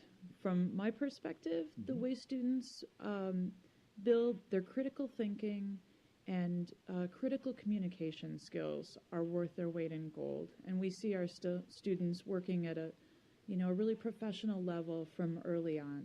And so building those kinds of skills that you can take anywhere and that are very valuable both in, further study, but also in the job market. Then I think just being part of a group of people who are interested and interesting, who are hardworking and motivated, who want to go places and just get the most out of their experience. I think being a part of that group has huge payoffs for our students. Then, there's some sort of practical things like you get priority registration, so you get to register for your classes first. You get to keep your library books for the whole semester. The libraries give you free coffee, and, things like that are really nice too.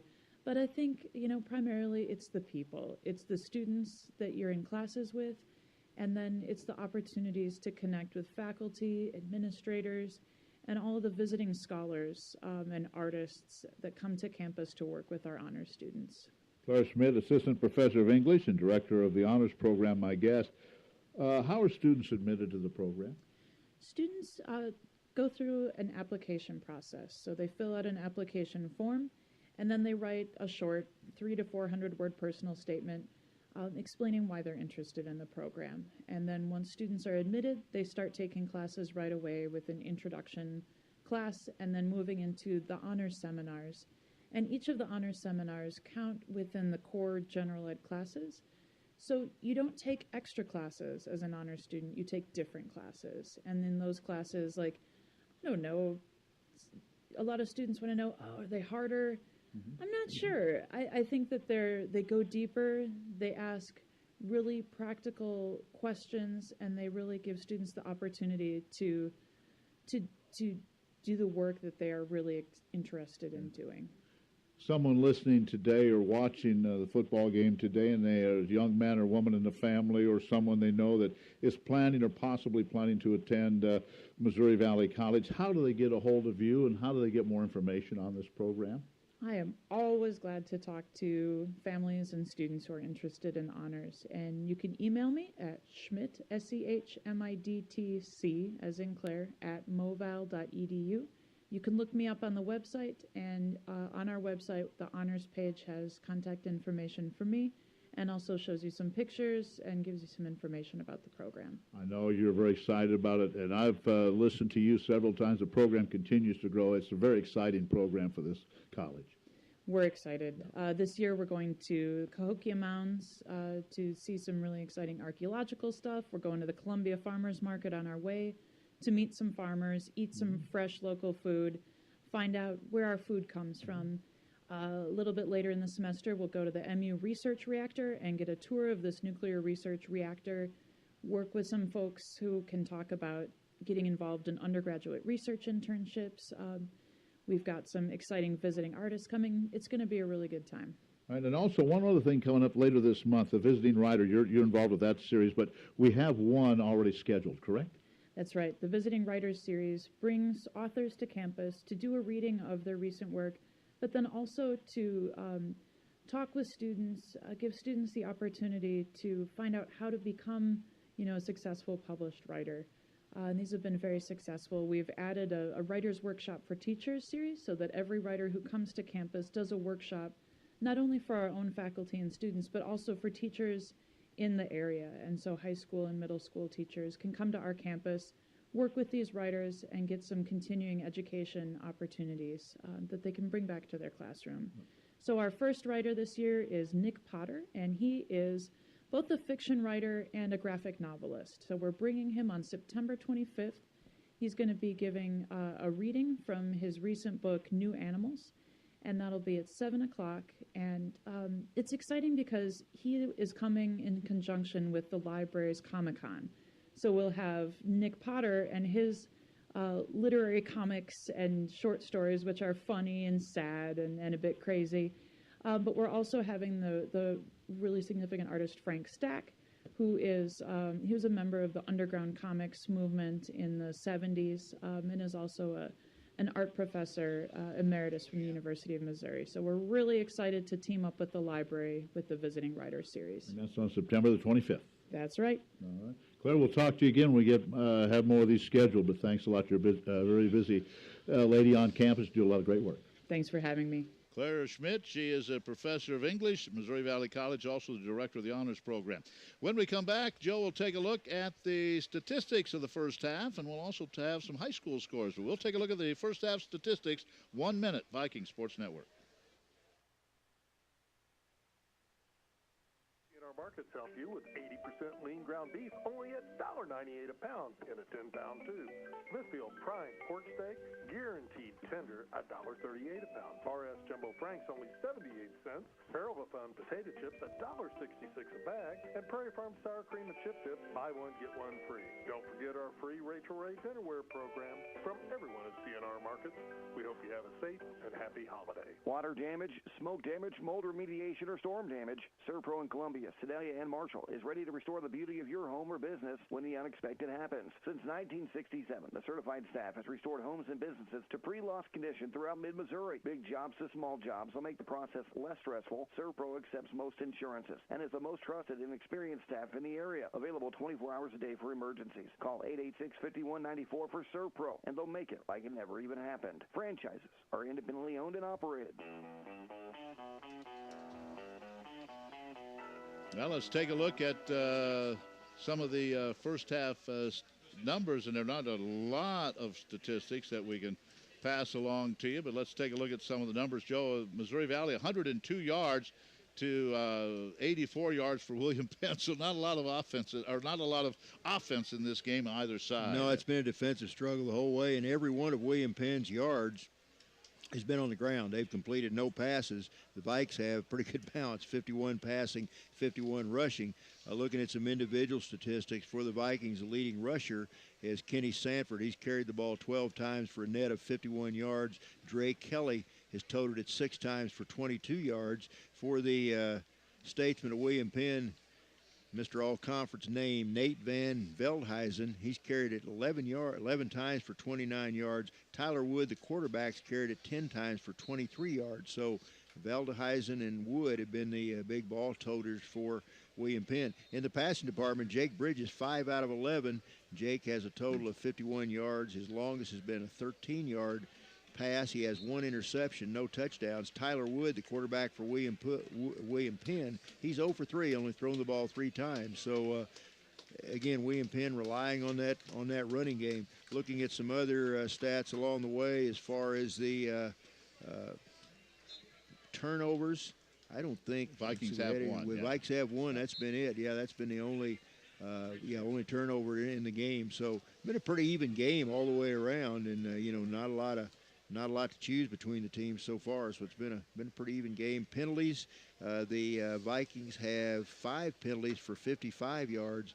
William Penn only 1 penalty for 9 yards. So even statistically, pretty even score. But William Penn, that 1 touchdown lead, they scored with less than a minute to play in the first half to grab that 7-0 lead. And, of course, it came after a block punt. All right, we have just a couple of minutes. Last night was week number 3 of the high school football season. How about a few of the scores? Okay, 3 conference games in the NCMC. Mexico knocks off Marshall 55-14. Hannibal beats Boonville 26-7.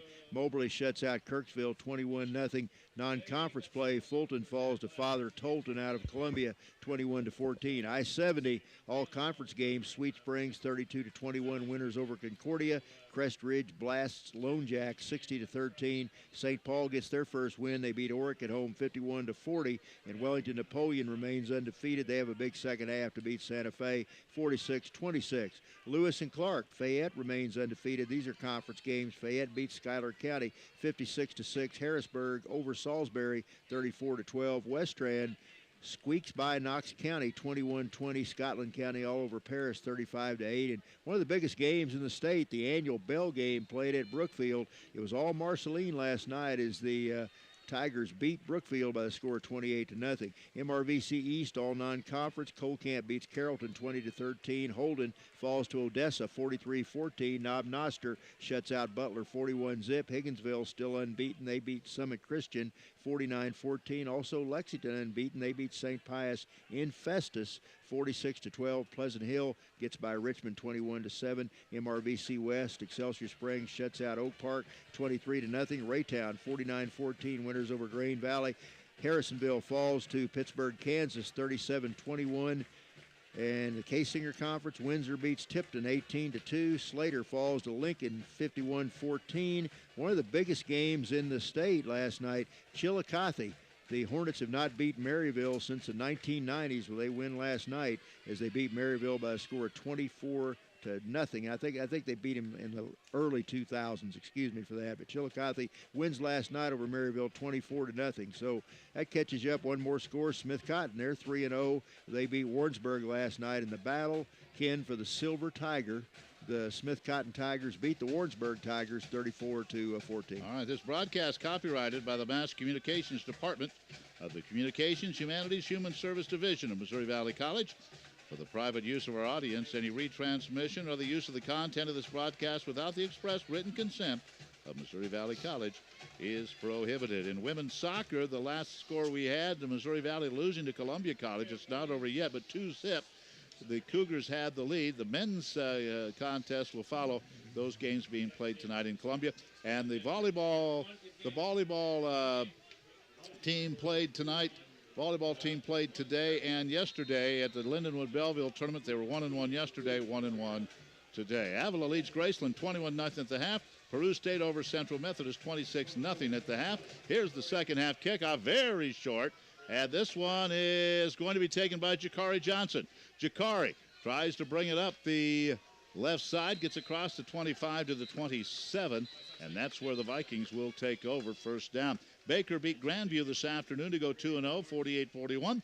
Benedictine over Evangel, they're 2-0, 37-10. Mid-American Nazarene 2-0, beat Culver 52-13. And again, as we said, Avila over Graceland at the half, 21-0. And Peru leading Central Methodist early third quarter, 26-0. Again, we might also mention some games played Thursday night in the MIAA conference. Central Missouri beat Pittsburgh State 28-23. The national champion Northwest Missouri State Bearcats beat Emporia State 34-0. All right. First down for the Vikes as the sun is set. The lights have taken effect, and it's a beautiful night for the second half. Let's see if the Vikings can get on the scoreboard. First down, 25-yard line, and they'll hand it off Kenny Sanford, and Sanford runs into a wall of white jerseys right at the line of scrimmage. Very little gain. It'll be second down and 9. You know, kind of surprises me. You said Avila was ahead of Graceland by quite a bit. Not really surprised they're ahead, but kind of surprised by the margin right now. 26-0. Avila really struggled last year. Second down, there was a loss of a yard on that play, so it's second down and 11. Vikes now have 3 wide receivers, 4 wide receivers off to the right side, and William Penn, they've been able to take advantage of this setup and get all over Bridges. Let's see what happens here. They're going to rush 3. Jake in trouble, scrambling to his right, throws out of the backfield. It is Mention across the 35, out to the 40-41-yard line. Moses Mention out of Florida, the 6', 170-pound freshman. Joe, he got just enough time to get rid of that ball. First down. Well, and Jake did a good job scrambling that time. Once again, pretty good rush, but that time Jake rolled to the outside, tackle on that play by sophomore defensive back Brandon Davis, but that is the first down. Ball across the 41-yard line. Vikings have it on the near hash mark, which is the right hash mark, on first down at their own 41-yard line after the first down. Low snap. Jake wants to throw. Scrambles to his left. Looks. Launches it down. Trying to get it to Jakari Johnson. He beats the defense. He has it at the 10. He has it at the 5. Touchdown, Vikings. 59 yards, and Jake Bridges, that time he had to scramble, had another man right in his face. He had to get away from Cooper Gosh, but he did that. Bridges cocked his feet, fired that ball deep, and Jakari Johnson just beat the defender downfield. A beautiful pass, and Ken, that's exactly what the doctor ordered right there. Now there's a flag down. Is this going to be a celebration penalty? I have no idea why, but the flag is down at about the 3-yard line. Boy, that was a nice play by Jake. He had to scramble to his left, and once he got loose, he threw a perfect strike to Jakari Johnson with his speed. He outran 2 defenders into the end zone, and the Vikings win it, or don't win it, but they get their first score. It feels like a win. They needed that. Yeah. Yeah. That's good. It is just, to me, the most ridiculous penalty in football. Yeah. You score, you're happy. Don't be happy. But don't celebrate. Yeah. Don't let anybody know you scored. My goodness. But it's on every level. There's offside. Here's the extra point by Johnson. It's up, and it is good. There's a penalty flag. That's offsides, I think, on William Penn. Vikes will decline that. So 7-7 ball game, but the Vikings will be backed up as they kick it off. The big touchdown pass to Jakari Johnson, 59 yards. This game is tied, 13:40 to go, third quarter. Kickoff coming up in 30 seconds on the Viking Sports Network. Living well is important to our health. If you have a medical problem, go to Live Well Community Health Centers in Buckner, Carrollton, Concordia, and Waverly. Whether it's diabetes, wellness, mental health, or even dental care, Live Well Community Health Centers are there for you. If you currently have no insurance, ask about their sliding fee scale. The Live Well Community Health Centers are part of HCC of Roll, Missouri. For more information, go to livewellcenters.org, or to contact a clinic near you, call 1-877-344-3572. Well, it didn't take the Vikings long, and they were able to find Jakari Johnson. And the Vikes tie the game, but again, now on the celebration penalty. And Paul Troth was not happy with a couple of those people who were involved in that celebration. This takes the ball all the way back to the 20-yard line. So hope they didn't see us. We were celebrating up here. Celebrating too. You know, though, we talked last week on the way to Benedictine. It was so good to have Jakari Johnson back. He was out last year, played 2 years ago. He's a playmaker. And that time he showed great speed, got behind the defender, ran a great pattern, and pulled in a perfect throw from Jake Bridges. Well, Austin will kick it off from the 20-yard line, so William Penn should get great field position.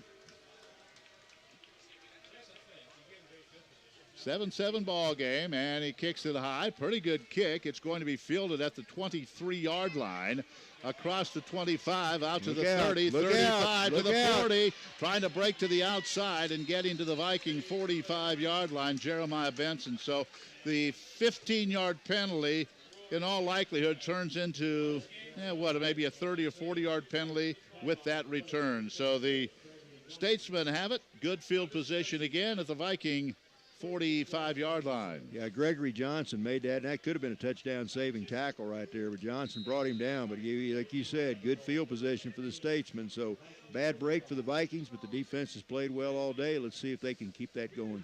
Tyler Wood, the backup quarterback, Eric Cooper, not in uniform tonight. On first down, Wood wants to throw. He's going to launch it deep. He has a receiver there, and the catch is made, and that's a touchdown. Wow.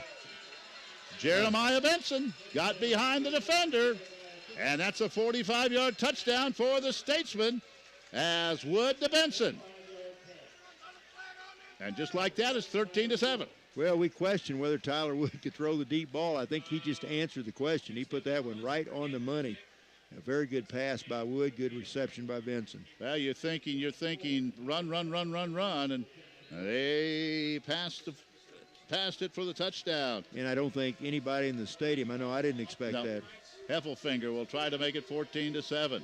So struggled to score in the first half, 14 points in less than a minute here in the third quarter. 13-24, about a minute and a half. 13-24 to go, 14-7. William Penn with the lead. There's another flag down. Yeah, I don't know what this is going to be. We'll see.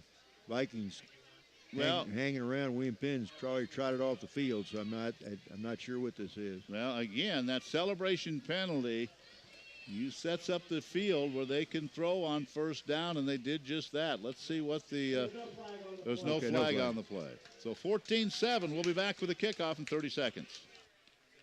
Football is finally here, and Jennings Premium Meats in New Franklin is ready. Brats, burgers, ribs, pork chops, hot dogs. Whatever you like to grill at your tailgate party, we've got you covered. Serving mid-Missouri for 60 years, Jennings Premium Meats has the freshest selection of meat, we guarantee. Score a touchdown every week at your tailgate party with the help from Jennings Premium Meats in New Franklin. Open 7 to 5, Monday through Friday, Saturdays 8 to 5. Find out more at JenningsPremiumMeats.com. 13:24 to go. It's back to a 7-point lead, 14-7 Statesmen. This start of this third quarter looks like that Missouri State game today. 21-20 at the end of the first quarter, 48-35 at halftime. Well, the Vikings burned on that one.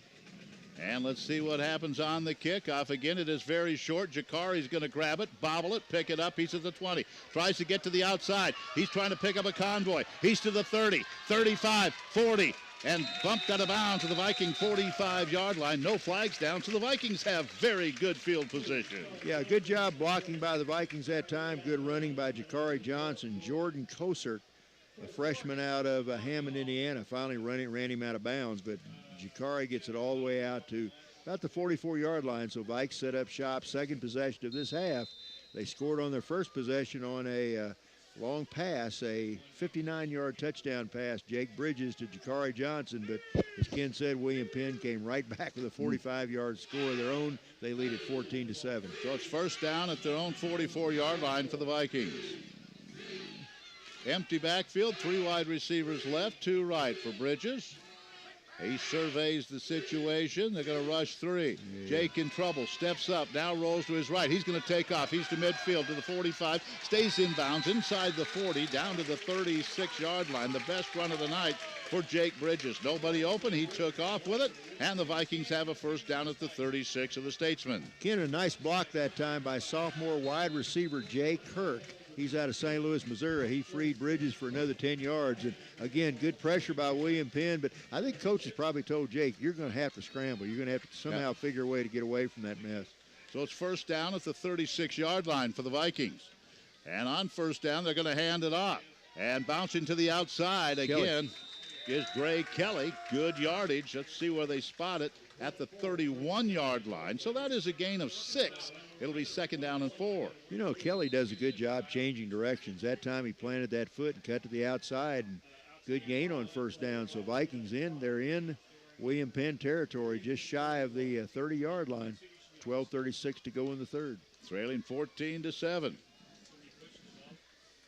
Kelly stays in the backfield in the pistol set as he is behind Bridges. They move a receiver, Jay Kirk, in motion to hand it off to Kelly. No, Bridges still has it. Rolls to his left. Now scrambles back to his right. Throws it. Oh, he had Kelly. And if he makes the catch, he easily has a first down. But Jake was scrambling around back there, just trying to stay away from the white jerseys. Yeah, 3 guys chasing Jake in that backfield, and Jake threw that a little quicker than I think he wanted to. You're right, Kelly was wide open. So it's 3rd down and 6 from the 31-yard line. Big play here.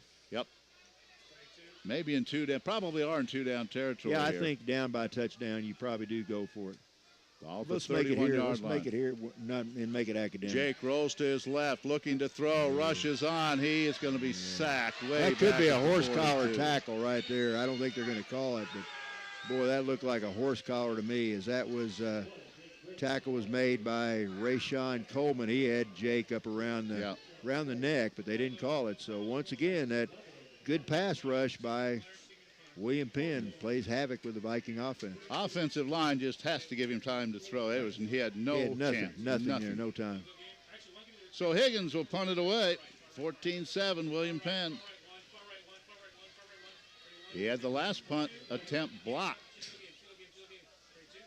Here they come again. He takes his time, booms this one high. Fair catch is called for, and that one will bounce inside the 10. The Vikings, will knock it into the end zone. They had that one. It would have been inside the 5. Someone a little more too aggressive and kicked the ball or kneed the ball into the end zone. That should have been down inside the 5.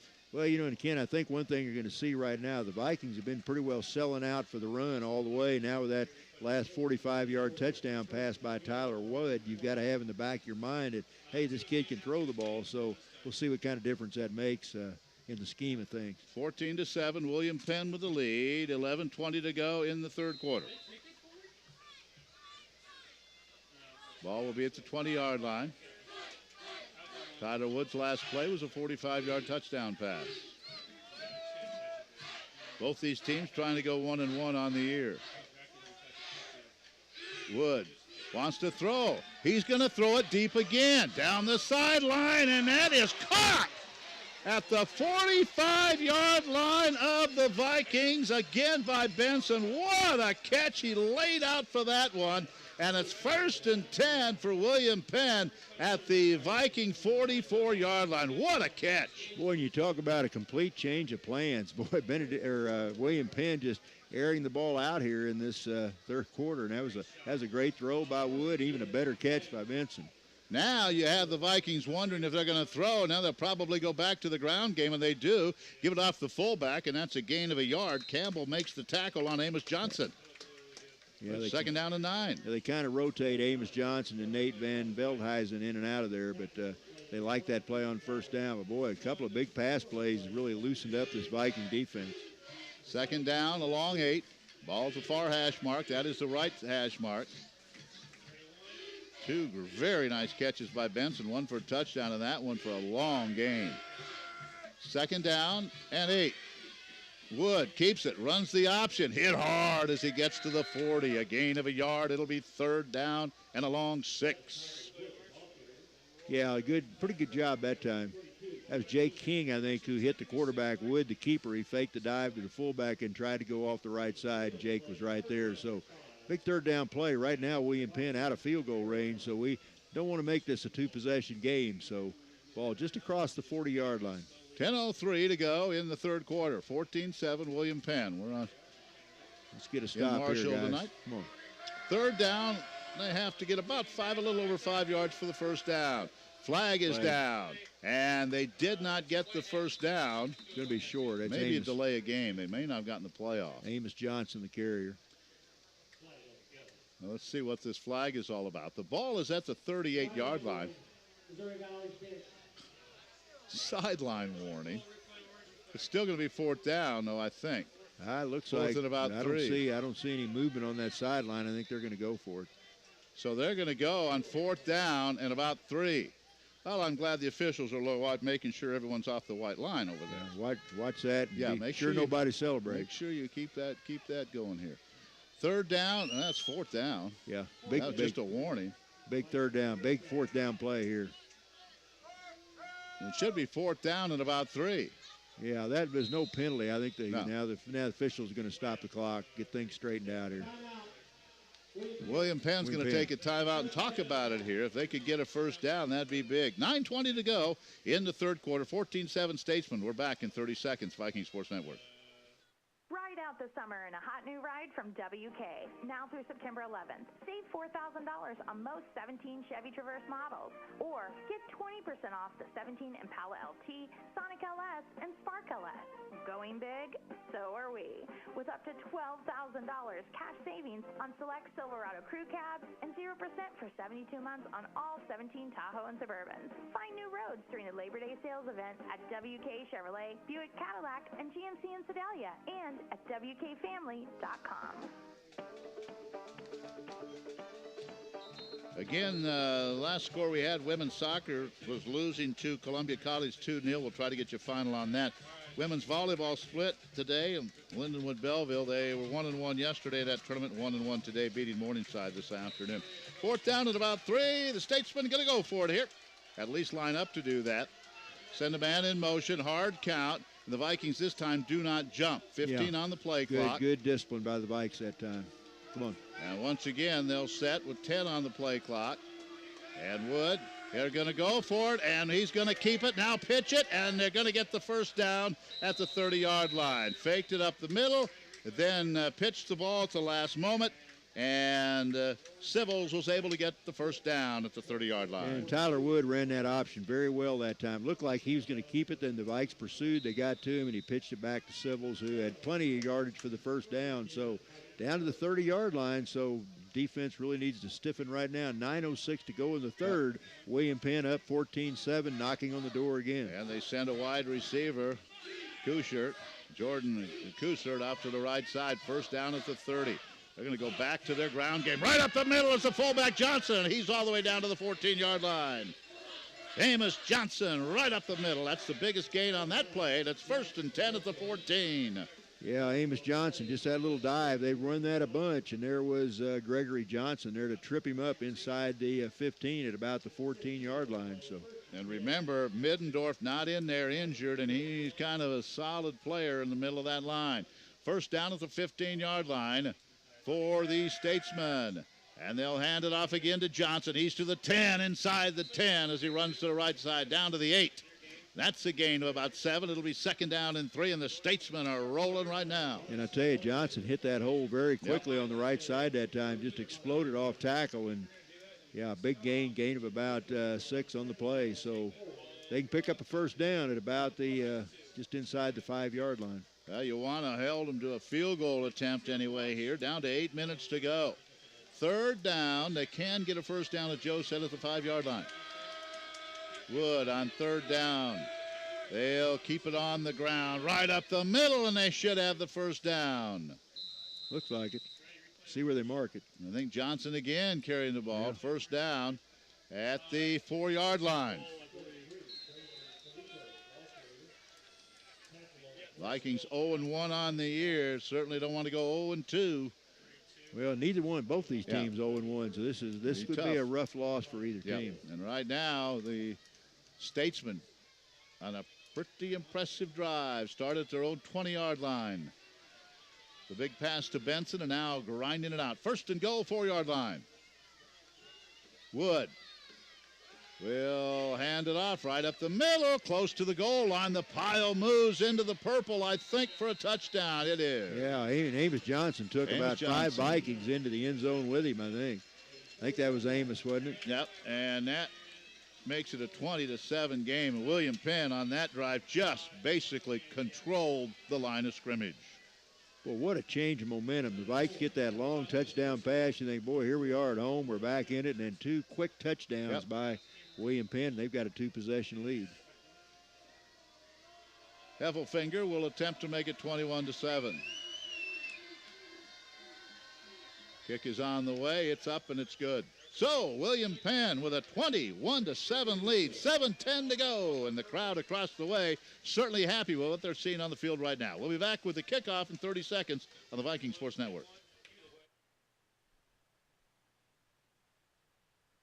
Excited to announce we will be opening a third location in Boonville. The new office will be located in the same strip mall as the License Bureau office, in between Orscheln's and Walmart. If you frequently have to ask people to repeat themselves, have ringing in your ears, or have particular trouble hearing the voices of women and children, I encourage you to schedule a free, no-obligation hearing evaluation today. My clients experience less frustration in communicating, an increased sense of freedom, and fewer feelings of isolation. Along with AccuQuest Hearing Center's free hearing evaluation, we also include cleanings, adjustments, and in-office repairs at no charge. Call AccuQuest Hearing Center in Marshall at 831-5048 or our Sedalia office at 826-0180. And coming soon to Boonville, AccuQuest Hearing Centers in Marshall, Sedalia, and Boonville. We don't just sell hearing aids, we sell satisfaction. Kenny Sanford returning that kick across the 30 out to the 32. Well, Joe, we need to go to work here, down by 2 scores, and the key to this is that if William Penn gets the ball, they're going to take some quality time off that clock, so you have to, not going to get too many more possessions. Well, and I think you look at Tyler Wood, the quarterback for William Penn. He's only completed 2 passes, but boy, were they big ones. Yeah. The touchdown pass, and then that long pass both to Benson, the touchdown pass, and that last one that basically set up the touchdown to put them up by 2 possessions. So first down at the 32-yard line, 21-7, William Penn with the lead. And the Vikings have some work to do. Bridges has Gray Kelly in the backfield with him on first down from the 31. Plenty of time. Now Jake's going to take off with it, and he'll get 2 yards, and that's about it. He gets to the 34. So it'll be second down and about 8. Yeah, that looked like a kind of quarterback draw play that time, but William Penn not fooled as they were there to clog that one up. So they give him a gain of 2 on the play, second down and 8. So a big possession, like you said. Yeah. William Penn can eat clock, and we're down to 6 minutes and 30 seconds to go in this third quarter. Second down and 8, ball at the far hash mark. And they want to give it off to Sanford. Kenny running to the left side. He's gets close. Across the 40 to the 41. They're going to mark him back closer to the about 40. 2, I think it's be about 3rd and 2, I think. 3rd and about 2. Vikings keeping the ball on the ground as Sanford running to the left. Getting a nice block from the center, Munoz, but it's 3rd down in the yard. Need to pick this one up right here. Yep. Need to keep possession of this one. 3rd down in the yard, 14-7, William Penn with the lead. Vikings. Jake wants to throw on 3rd down. He's going to push it over the top. Nobody there. Just kind of a little flag. Kind of a little shot put, if you will, toward the sideline. There was a receiver there angling. Was he held? There's Let's a flag. see. Yeah, there's a flag there. I'm not sure who it's on. It was in the secondary. It was past the line of scrimmage. Well, there was also a lineman down there, and that may be the call. Could be. I don't know. It was not in your backfield where you think about holding, but I think there was a lineman downfield. Yep. So instead of a first down or 3rd and 1, it's going to be 4th down now. They'll decline that, I think. I think they're going to decline it. Well, you go for it, you punt it away. Yeah, I think it looks like they're going to kick it. Again, 3rd and 1, the Vikings cannot come up with the first down. Well, and again, Jake didn't have a lot of time to do much. And I did see one of the linemen down there, so a mistake and another punt coming from Drake Higgins. He'll stand back at around his 30 when he lets this one go.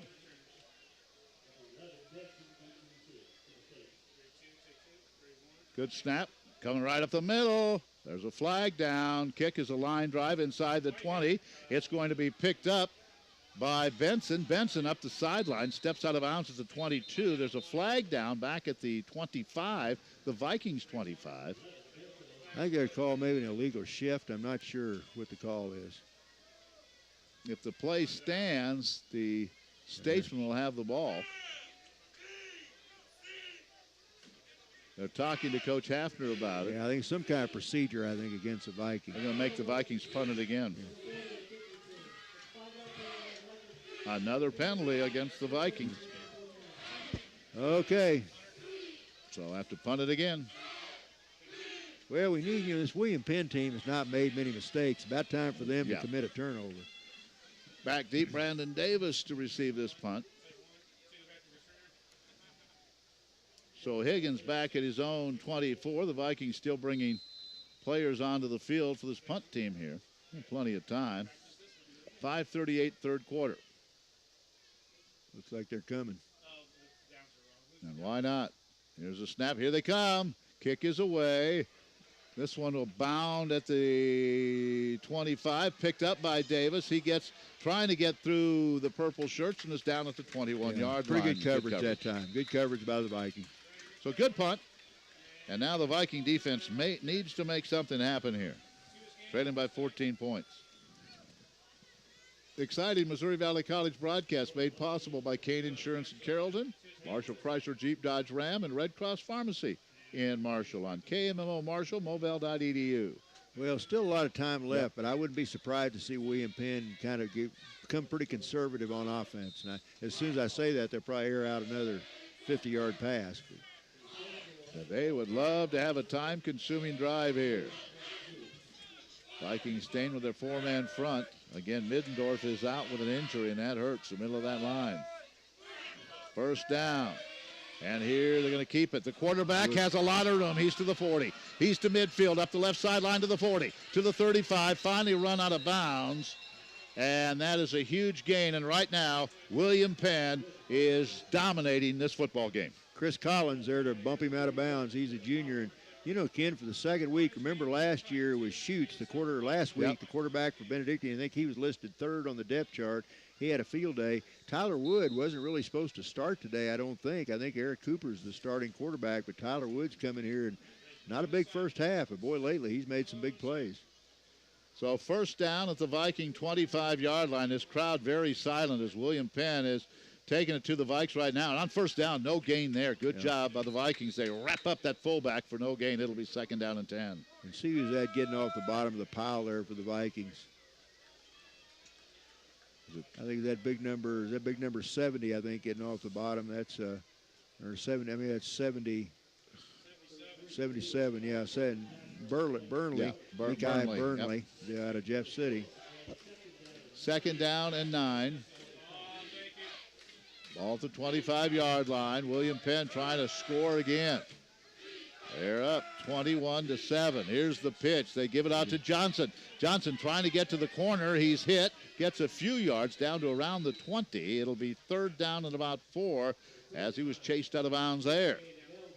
And Miles Campbell checks in for the Vikings. One of those defensive line positions. Burnley will come out. So third down, ball at the 21-yard line. The Vikings 21. Third and about 5. Need a big stop right here. Yeah, cannot let them get into the end zone and go down by 3 scores. Maybe big Carlton Kilgore can make a play here. Third down. They're going to keep it right up the middle. First down and more. Inside the 15. Now a flag is thrown. Let's see what this one's all about.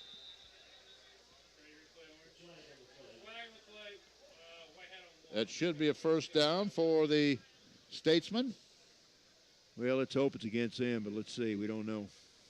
Didn't see anything, but personal foul, face mask on the Vikings. Yep. So it'll probably be first and goal after that. Another big mistake by the Vikings.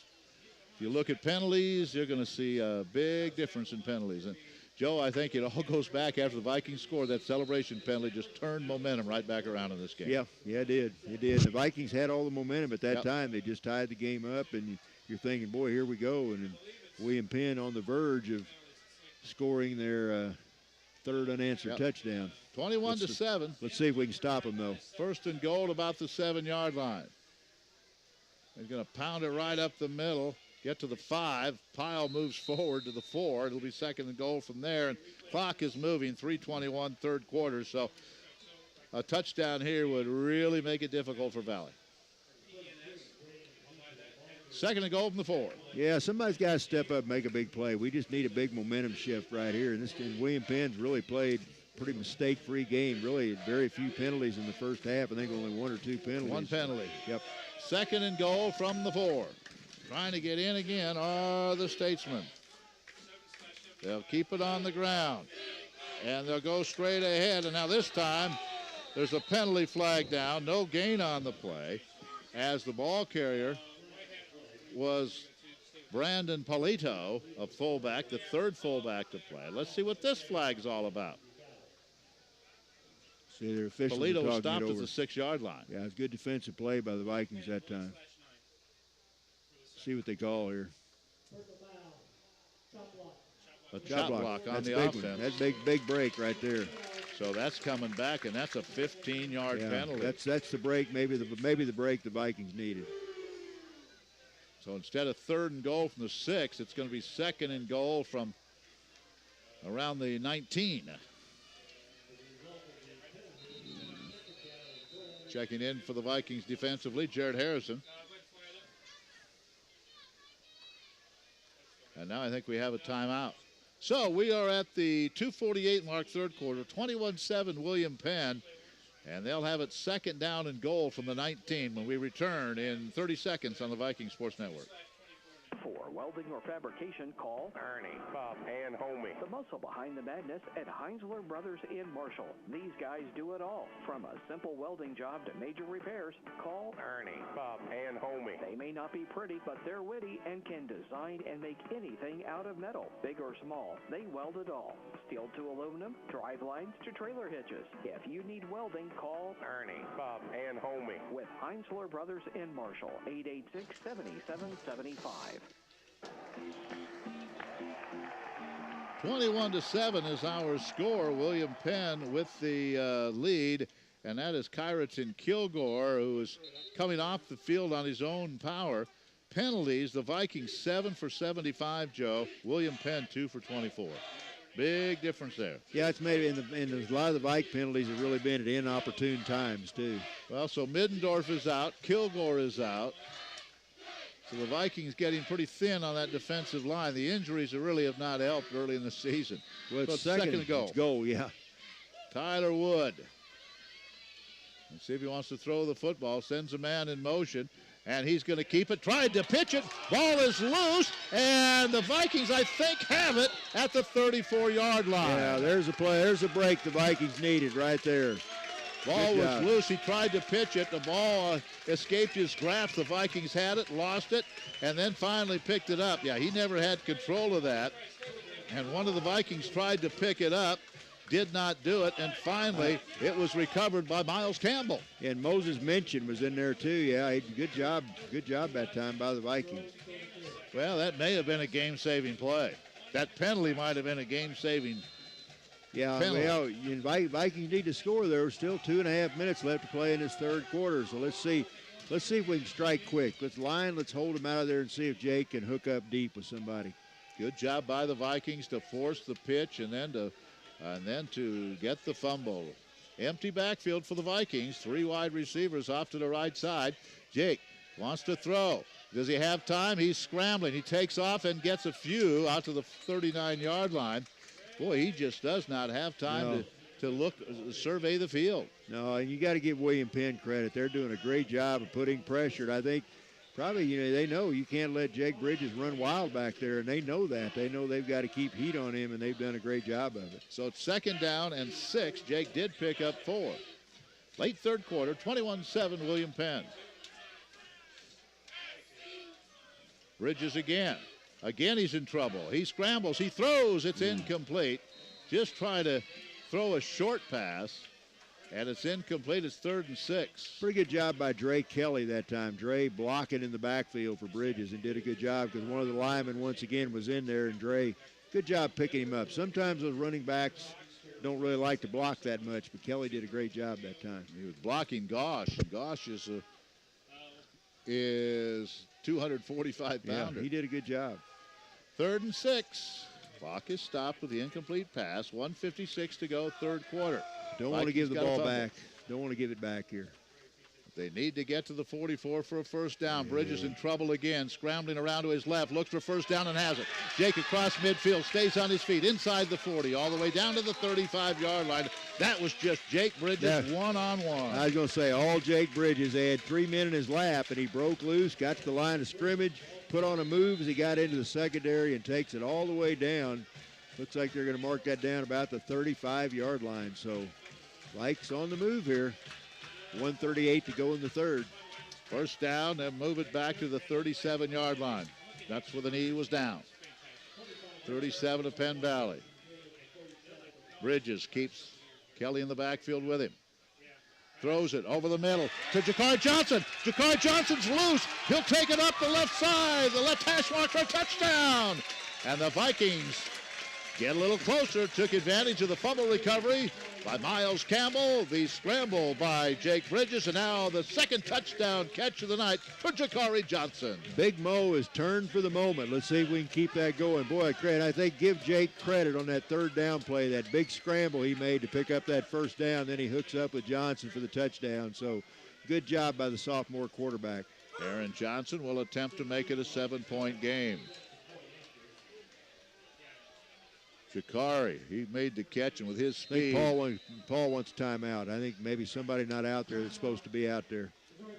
So the Vikings on special teams did not have the right personnel out there, and it was Kenny Wilson who was supposed to be out there. So the Vikings have to burn a timeout. Boy, that could come back to haunt them, Joe, in the fourth quarter. Yeah, I hope not. Let's see. We've got to get this PAT down. But now what it looked like could very well be a 3-possession game. All of a sudden it's a 1-possession game. So what a big turn of events. And that big penalty, that chop block penalty against William Penn really has paid off, big dividend for the Vikings. You know, when Jakari caught that ball, he had one man to beat, Rashad Ali, and Ali just did everything he could. He just didn't have the speed to stay up with I'll tell you, Jakari's run away from 2 defenders on those touchdowns. The first pass at the beginning of this period, a 59-yard pass. That one, a 37-yard pass. So good speed by Jakari, good throws by Bridges, and let's see if Austin can knock through this extra point. Austin Johnson out of St. Charles. Dakota Collins will hold, trying to make it a 7-point game. Good snap. Kick is on the way. It's up, and it is good. So it's a 1-possession game. 21-14. William Penn with the lead. We're back with the kickoff. 30 seconds. Vikings Sports Network. Yep. At Shelter Insurance, our agents love to talk about satisfied customers and how they got that way. I remember Bob and his old motorcycle. They were joined at the hip. Then somebody helped themselves to it. But because he insured it right, Shelter helped him get a new anniversary edition of the same model. Bob still misses his old bike, but he admits his new seat is a lot more comfortable. Motorcycles to riding mowers, RVs to bass boats, we've got you covered. For your insurance needs, see Russell Kirby of Slater, Terry Townsend of Marshall, and Troy Brockman of Concordia. Jake Bridges. Couple of touchdown passes to Jakari Johnson. And it's now a 21-17 ball game. Austin Johnson will kick it off. Joe, the defense needs to come up big again. They did on the last possession. Be nice if Austin could put this ball in the end zone. He did it a couple times at Benedictine last week, but had a pretty good wind behind his back when he did it. Benson and Davis are back deep. Johnson into the football. He's going to pooch this one, and it will be taken at the 35-yard line. Great field position. Well, now a flag is thrown, and if that's against the Vikings for a late hit or something over there, that ball's going to be around midfield. I'm not sure. That might have been an attempt at an onside kick. I mean, they didn't just roll it. They kind of pooched it over that front line, but a couple Vikings were right down there almost to recover that. But let's see, they're over on the sideline now talking it over to see what the call is. William Penn's going to have pretty good field position anyway. Well, right now they have the ball at the 38. Now they're moving farther than that. This is going to be a penalty on the Vikings. As we showed you the graphic, the Vikings had 75 yards in penalties before that one. Jake Bridges now 8 out of 17, 163 yards and a couple of touchdowns, both to Jakari Johnson. But they're going to mark this ball at the 46-yard line. William Penn's own 46, if the play stays there. Officials are all discussing it in a huddle back at the 33-yard line. Late third quarter. I think they're deciding where they're going to eat after the game. They might. I wish they'd hurry up and make up their decision. I drove this week. Are you going to drive next week? Or? 46-yard line is where the ball is currently spotted. Boy, the Vikings got a big break on that chop block as it was 2nd and goal from the 4, and then after that, the fumble. Illegal formation on the kicking team. Yeah, that's only... Another personal foul penalty, and that's a 15-yard penalty. Joe, you can't have those. No. You cannot do that, and that's on Miles Campbell, I believe. Well, and at times when the Vikings have the momentum, something like that just takes the big blow right away from you. You just have to, you can't do it. And now about 90 yards in penalties against this Viking team, and all of a sudden it's 1st and 10 at the 42-yard line of Valley. You're right. You just get the momentum, and then you take it right away from you. Have to be disciplined. 1st down at the 42-yard line.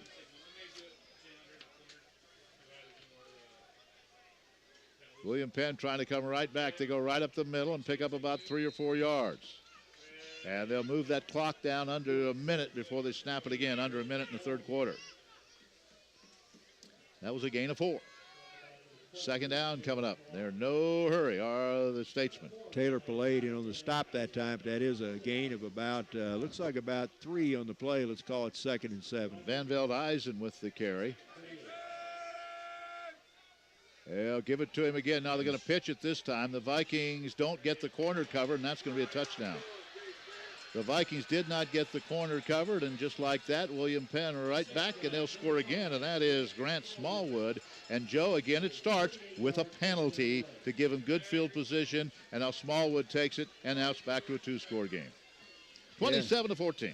When you look at guys that have made a difference, Smallwood, remember he picked out a big 1st down in the first half. He got that touchdown. He's the guy that blocked that Viking punt right before halftime. So it's 27-14, extra point coming. So the Vikes score, and 2 plays later, the Statesmen score. But again, Kilgore's out of the lineup right now. Middendorf's out of there.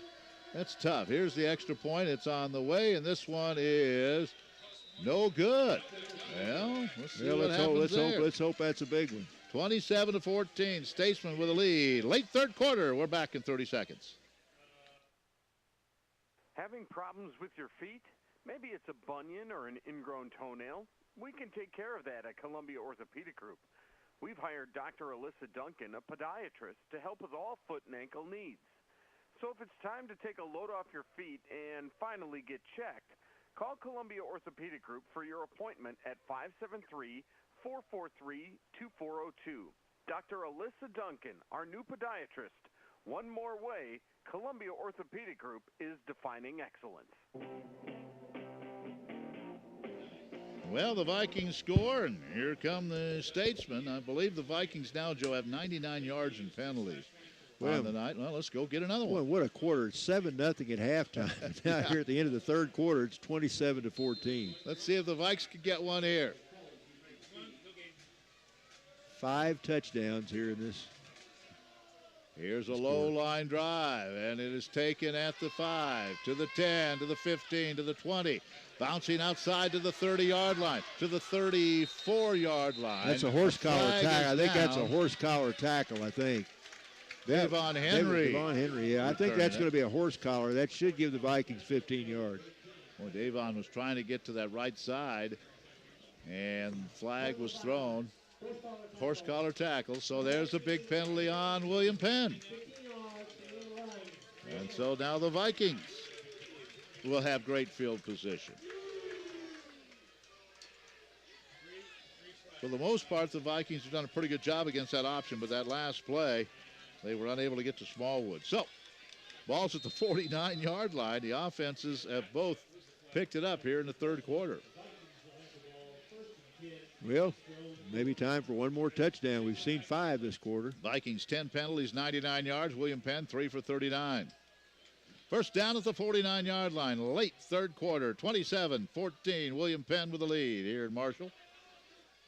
And they're going to give the ball off Sanford. And that is Kenny Sanford inside the 40, right at the numbers on the right side. Gets down to the 39, 12-yard gain, first down. That may have been the final play of the third quarter. Let's see if the Vikes want to run one more. Rashad Ali made that stop that time, the freshman defensive back, and boy, it just would have.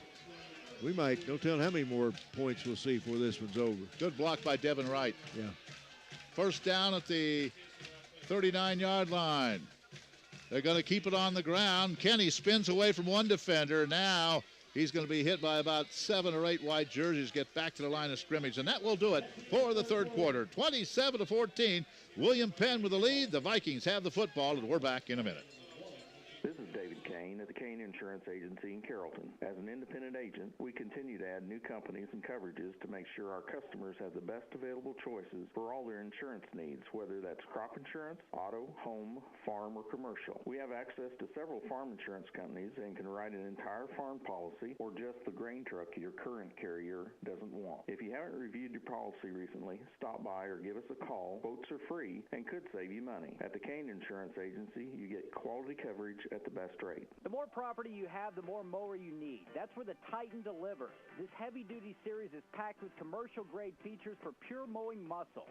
But it's also designed with property owners in mind, so it's user-friendly, smooth, and comfortable. Smart features, proven dependability. Visit Davis Lawn Equipment at 317 North Jefferson in Marshall to experience the Toro Titan Z for yourself. And ask about special financing options, too. Toro, count on it. Now the Vikings have very good field position here. Second down and 10 from the William Penn 39, trailing by 2 scores. And they'll keep it on the ground and get inside to 35, down to the 34. All right, Jake's going to have to make a big play right now. Third down and 4. The ball's at the 34-yard line. New turf at Greg Mitchell Field this year. And they took the old turf, which is about 8 years old, and put it down by the Burns Center for another practice field. Field really looks nice right now. Kind of a different shades of green every 5 yards. That looks good. Light green mixed with dark green. 3rd and 5. Again, they want to run the ball, and this time Kelly didn't fool anybody. No. And Ben Jones made the tackle, so it's 4th down. The Vikings will, I'm sure, have to go for it. You got to go for it, I think. We're down. Ball's right around the 36-yard line, so couple of players checking in. Jay Kirk checks in at a wide receiver spot. Kenny Sanford comes back in at the running back position for the Vikings. Play coming in from the bench. Vikings will host Graceland next Saturday night. Again, a 6 o'clock game. We'll be on the air at 5:30. Hopefully with a record of 1-1. 4th down at about 6. Let's see if the Statesmen come after Mr. Bridges here. He takes the snap, steps up in the pocket. He's going to roll to the outside, trying to get to the first down mark. Jake gets there to the 30, up the sideline to the 20, to the 15, and steps out of bounds at the 12. That was, again, all Jake Bridges, finding a seam on that far side and getting a first down to the 12-yard line. A very quiet Jake Bridges in the first half has really come to life here in the second. 2 long touchdown passes, and that's the second time where he's had to scramble with his legs to pick up a first down. Boy, he went to his left, back to his right. Broke a tackle and then somehow kept in bounds up that far side. First down at the 12-yard line for the Vikings early 4th quarter, trailing 27-14. Folks, if you haven't seen this Viking team play, it's worth come out just to watch Jake Bridges, what he can do. He is fun. Empty backfield, 2 wide receivers right and left, and Jake wants to throw it. He bounces around, looking. Now he takes off again, still looking. Rolling to his left. He's going to throw it in the back of the end zone. Wow. It's incomplete. He was looking for Mo Anglin and almost threw an interception. Stepping in was Kyle Baldessar. I don't think he saw Baldessar. I think he saw the defender in the back of the end zone, but Baldessar kind of on that inside coverage, and Baldessar slapping the ground, thought he should have caught that one. And he should have. 2nd down and 10 from the 12. So Jake, kind of an ill-advised throw there and got away with it. Need to score here. 3 wide receivers off to the left side. Need a touchdown. Empty backfield again. Jake standing back at the 18. Waits for the snap and gets it. He's going to take off on a quarterback draw and gets inside the 10 down to the 8. It'll be 3rd down from there. Yeah, that was a designed quarterback run. Jake took 2 steps back and then broke right up the middle and maybe had a little bit of room to the outside but tried to cut it to the middle and not much going there. So Big third down play. Looks like it's going to be third and about 7. Ball right at the it's inside the 10. Looks like at about the 8-yard line. They have to get to the about around that right at 2.5-yard line to pick up a first down. Clock moving, 12:40 to go in the game. Vikings trailing 27-14. I think somebody came across, but maybe somebody moved on the Viking line. Yeah, somebody moved on the right side. So with that false start penalty, the Vikings are now over 100 yards in penalties on the night. Saw the left end defense come across, but somebody moved on that right side of the offensive line for the Vikes. So it'll be third down, and this puts it back at the 13-yard line. Yeah, so now, well, it was 3rd and 7. Now it's 3rd and 12. Have to get inside the 3-yard line for a first down. Bridges tried a hard count, and his own players jump. Jake has 2 wide receivers off to the right side. Takes the snap, rolls to his left. In trouble now. Back to the right. Back to the left. Stays on his feet. Throws it to the back of the end zone. In traffic, and it's incomplete. He had 2 receivers there and 3 defenders. Yeah. Pass is incomplete. I don't know how in the world he kept from being sacked back at the 30-yard line. Literally scrambling for his life that time. Oh, my goodness. Back to the right, back to the left. Went back to his right, had made another miss, had to put his right hand on the ground to keep from going down, and now Valley will take a timeout. Well, they're going to go for it. It's going to be a long way to go. But really, almost Stenard had his hands on the ball in the back of the end zone. That would have been quite a catch. But a timeout by Valley. They have to get inside the 3 for a first down. 27-14, William Penn. We're back in 30 seconds. Get professional results you can be proud of and cover more ground in less time. Kubota's all-new Commander Pro mower gives you the highest quality engineering and commercial-grade durability. With a 22-horsepower engine and a commercial transmission, the Commander Pro is a perfect option for any fleet or acreage owners who want premium performance with easy operation. Take advantage of Kubota's Orange Opportunity Sales event going on now. See your local Kubota dealer today. See Marshall Service Company, 1714 West Commerce in Marshall. Well, it's 4th down. The Vikings are going to go for it. We're early 4th quarter, but trailing 27-14. Need to come up with a play to get inside the 3-yard line. Let's see what happens here. We're 12:24 to go. Still plenty of time. Going to be an empty backfield. You've got Kirk flanked out. You've got Khalil Smith to the left. Looks like Sanford and Stenard to the left and the other 2 to the right. All right, 4th down. Rush is on. Jake in trouble. He gets away from the first wave of white jerseys, and now he gets away from the second. He's sacked back at the 30-yard line. And once again, 5 white jerseys around Jake Bridges and no purple jerseys, and that's not a good combination. So another sack, and William Penn will take over at the 30-yard line. Freshman Graham Carnahan, the linebacker out of Cottonwood, California, in on the rush that time, and he got into that backfield, dumped Jake all the way back, looks like back around the 30-yard line. So William Penn takes over there down to 12-16 left in the game. 2-touchdown lead for William Penn. Now you have to stop them because they would love nothing more than to ground out about 7 or 8 minutes off that clock. First down at the 30-yard line. Hand off to Johnson. Good gain. He gets outside the numbers to the left side, picks up 4, 2nd and 6.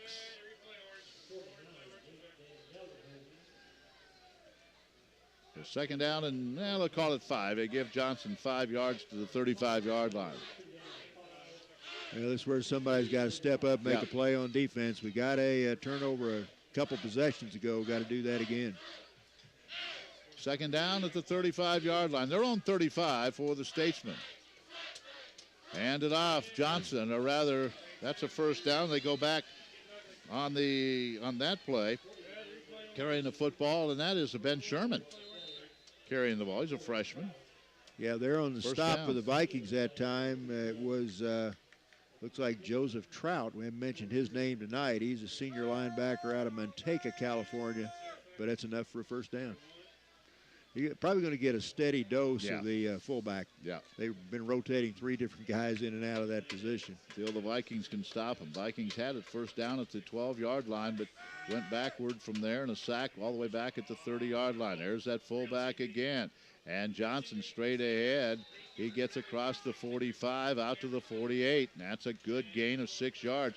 You know, I'm not a mathematician, but when you need 10 for a first down, you get 6 yards of play, guess what? You're going to be in pretty good shape. Yeah, Dedrick Allen made the stop, and I think probably what they're saying is they got Sherman out there saying, "Hey, you got fresh legs, young man. Let's ride you a while." And that fullback blast up the middle is a pretty safe play, but it's been very effective for William Penn, and that was a gain of 6 on that one.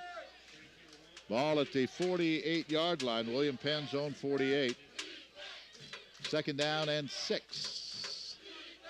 And they're taking a lot of time off that clock. They go to the fullback. He's hit once, breaks a tackle, gets a first down to the Viking 45. Is that Johnson again? Yep. Amos Johnson is now carrying the mail for the Statesmen, and the clock will wind down, if they let the play clock wind down, to the 10-minute mark before they snap it again. Well, and this is William Penn's type of game right now. They like that ball control offense, and they're in no hurry to do anything right now. Only thing they're in a hurry to do is get on the bus That's right. Head back. And get the W, and a couple more first downs, they'll be well on their way to doing that, because they are eating time off that clock. Look at that, taking that play clock down to 4 seconds before they snap it. And once again, they go to the fullback, and this time the Vikings are there to stop it. Good job. The first one to hit him was Jeff Desir. It's second down and 8. But they'll take off another 30 seconds or 25 seconds off the clock before they snap it. Well, and one question you might have, though, we have not seen this Viking team at full strength yet. Right. You know, they've had some key players out both games they've played so far. So, had some injuries, had some guys that I guess violation couldn't play for one reason or another. Second down and 8 from the 43-yard line. Hand it off again. Vikings are there. There's a fumble. I think Vikings might have the football. They do. Wow, there's a break. Yeah. Let's take it. Let's take it and do something with it. Dedrick Allen comes up with a football at the 39-yard line. The officials have not stopped play yet. Wait a minute. Yeah, they just signal Viking ball. Boy, I tell you, William Penn obliged the Vikings. Yep. 2 of the last 3 possessions, they've turned the ball over. Now you have to go down and score. Vikes will take over right on their own 40-yard line. 9 minutes and 9 seconds left. It's a 2-possession lead for William Penn, but the Statesmen did miss their last extra point, so let's hope that's critical. So here come the Vikes from their own 40-yard line. We'll take a look at it again. I know Dedrick Allen is the one who came up with it. The fumble was by Ben Sherman. Dre Kelly's back in that running back position. First down at the 40-yard line. Vikings don't have a lot of time with which to work now. They'll swing it to Kelly out of the backfield. Kelly trying to get to the outside, picks up 1 very tough yard, and then he's wrestled out of bounds. 7, 8 different Statesmen near that ball that time. Great pursuit on defense by the William Penn team. Looks like Manua was Cleve Manua made the tackle. It's going to be second down and really no gain at all. Trying to keep that rush off of Jake. Second down, 3-man rush coming here. 40-yard line. 3-man rush. Jake launches it, and no one home. The receiver, Stenard, cut off his route at the 45-yard line. Jake thought he was going deep. It's third down and 10. We were about as close to that pass as anybody on the field. Jake thought Stenard was going deep. All right, big third down play. Got to do something here. He broke off his route at the 45-yard line, and so miscommunication between quarterback and receiver, and it's third down and 10 from the 40. 8:27 to go. Rushes on, throws, sideline, catch is made. A good catch by Dorian Stenard for a first down. Diving catch, but was able to keep at least 1 foot in bounds at the Penn Valley, at the William Penn 47-yard line. First down, Vikings. That was big, Joe. That's what you call a clutch receiver, and another good third down throw by quarterback Jake Bridges, and he went to the veteran, Dorian Stenard, little out pattern, and Dorian acrobatic, keeping that foot in, as you said. First down at the 47-yard line of the Statesman. Jake rolls to his right, rolling, throwing on the run. Ball is off of intended receiver and incomplete. Kirk, I think. Jay Kirk. Yep. Kirk was on a knee. Ball hit him in the shoulder pad. Didn't get the hands out. Well, it seems like Jake's at his best on third down. So This is second right here. Pass was a little off the mark, and Kirk couldn't reach back and make the catch. It'll be Vikes, second down and 10. Let's be honest, Vikes really need to score this yes, possession. Yes, they do. Yeah, they need to score on this possession. Second down. They're going to keep it on the ground. Kelly trying to get to the outside, but he went backwards, and it's third down and 12. Yeah, once again, good pursuit. The Vikes have tried to come off that left side once on a quick pass to Kelly, and that time on a handoff. And, boy, great pursuit by William Penn to get to that corner. And nothing doing. That's going to be, I think, a loss of maybe a yard. Yeah, just 1 yard, looks like. So it's going to be third down and 11. You're in two-down territory here, obviously. 7:33 to go. You can't afford to give up the ball again. You can't. So they need 2 plays to pick up 11.5 yards. Now they call it, is that an illegal shift? They called something. I think one of the Vikings on the right side, 2 guys shifted at the same time, which I think under certain conditions, that's okay. Let's see what they're talking about. I don't know what their officials are discussing here. Ball is going to be, for now, at the 49-yard line. Now they stop play. No flag, I don't think. Looks like maybe one of the Vikings shaken up, maybe. Could be. Looks like coming out of there, Tyrone Petit. Boy, they have had a lot of injuries. Checking in on the right side of that line will be Robert Young, a freshman out of Kirkwood, Missouri. They've had a lot of injuries in the first 2 games. All right, need a big play here, third down and 11. Ball is at the left hash mark as the Vikings work into William Penn territory. Jake scrambling again, takes off, throws. He had it for a first down, and it was dropped by Jakari Johnson. Wow, good scramble by Jake, good throw, and just couldn't hang on. Had the ball at the 35, would have been a first down. As it is, it's fourth down and 11. And, I mean, he floated it right in there. That's one Jakari catches. Yeah, normally he does. So it is fourth down and 11 from the 49-yard line. We'll be next 2 games are at home. Yeah, Graceville next week, and then an 11 o'clock kickoff in 2 weeks with Peru State here. Fourth down and about 12 from the 49. Game on the line here.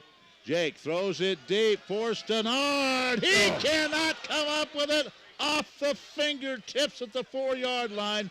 And William Penn will take over.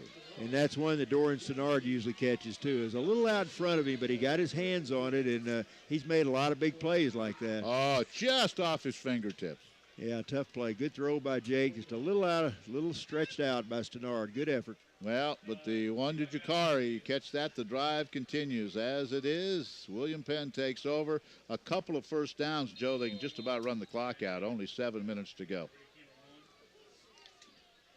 Vikings giving it all they have here, but 27-14. Yeah, played a good second half. Just too many penalties. You have over 100 yards in penalties. You're not going to win too many football games.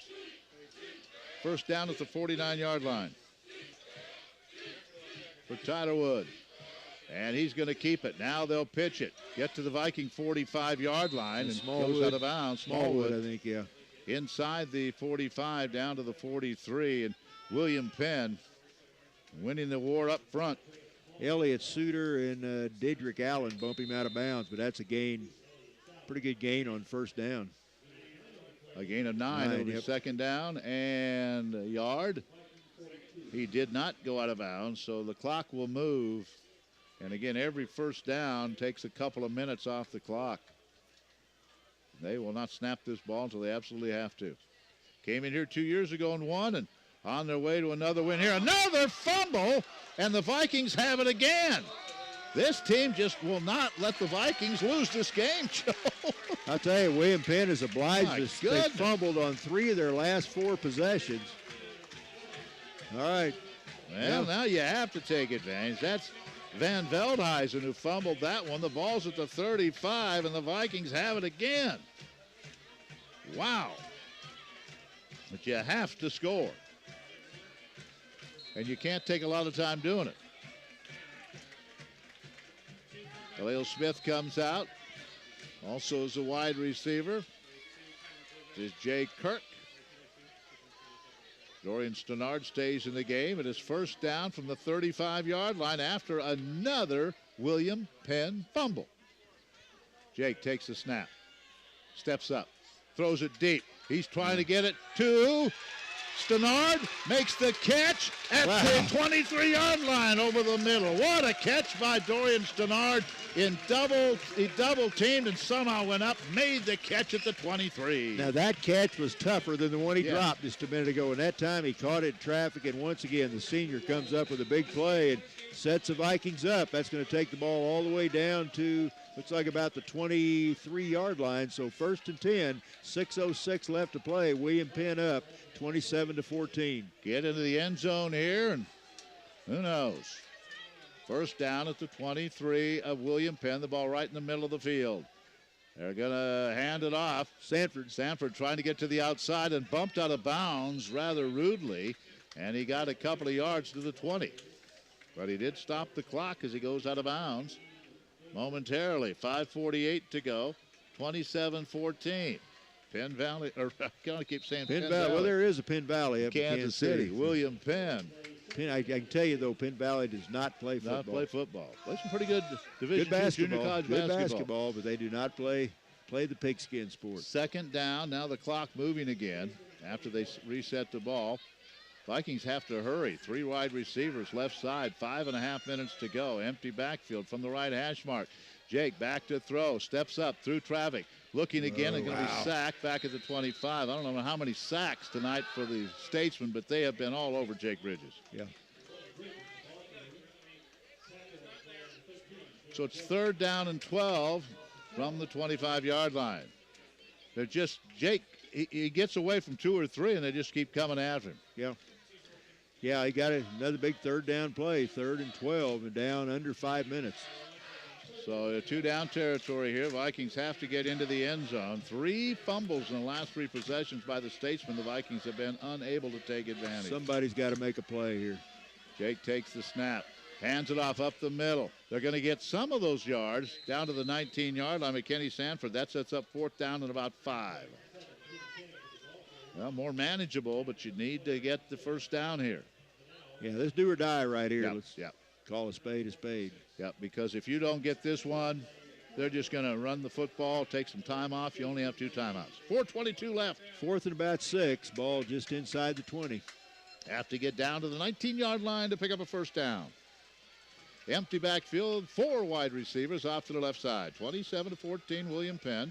Jake throws it that way. It's complete. Kirk has the first down at the 10-yard line. That may be the first catch of the year for Jake Kirk. And what a time, what a time to have it. Good throw. Just a little quick out that time, or a quick slant across the middle by Kirk, and Bridges put it right on the money.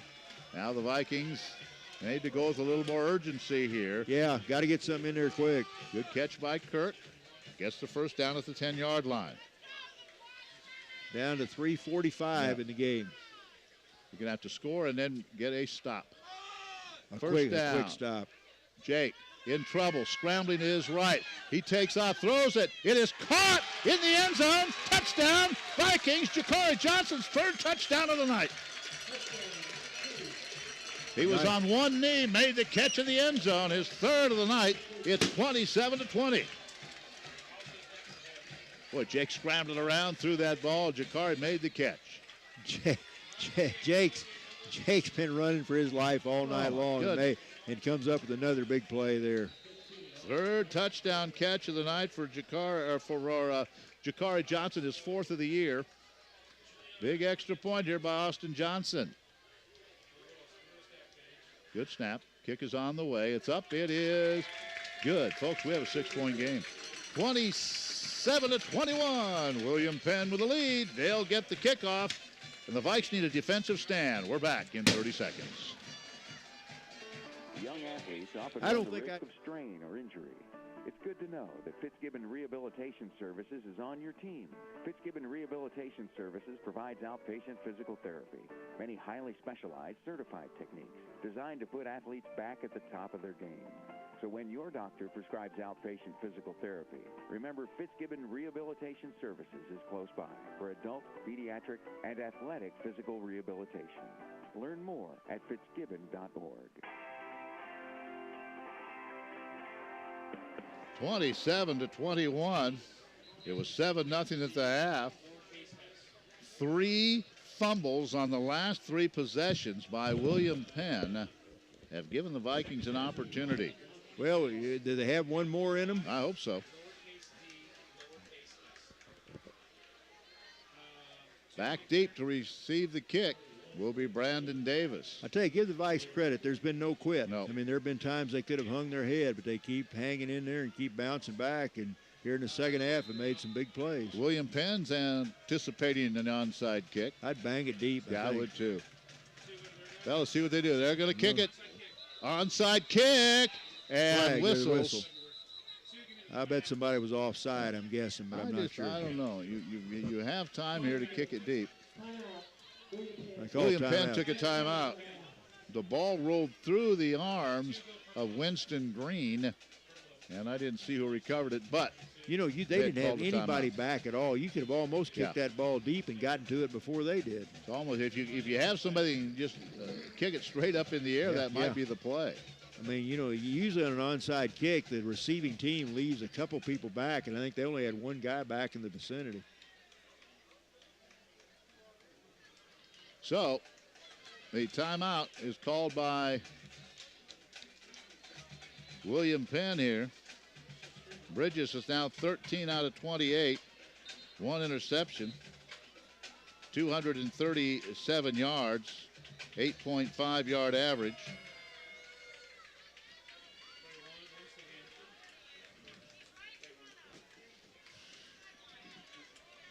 So they'll attempt the kick it again.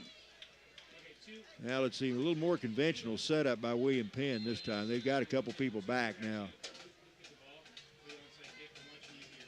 And they'll try it again. The ball bounces high, it's loose, and William Penn has it. Jeremiah Benson, a wide receiver, was able to come up with that. Yeah, he made 3 big plays now. He caught that one long touchdown pass, made another diving catch to set up another touchdown, and now keeps the possession alive by coming up with the onside kick. And that was a good effort by the Vikings that time. So William Penn will have the ball at the Viking 49-yard line. Vikings need a stop here, and they need it in a hurry.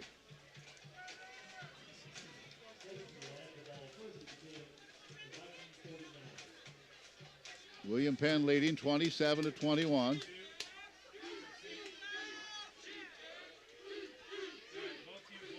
First down, right hash mark. And they're going to give it off to the fullback, and Johnson is hit and loses a yard. Well, the Vikings won't use a timeout here. They'll try to make it 3rd and long. They have to stop him. William Penn's going to run that clock down as far as they can before they snap the ball.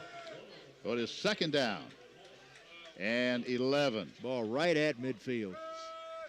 3:11 left to play, clock ticking. You want to stop the run, but be careful. Tyler Wood has one wide receiver out to the left.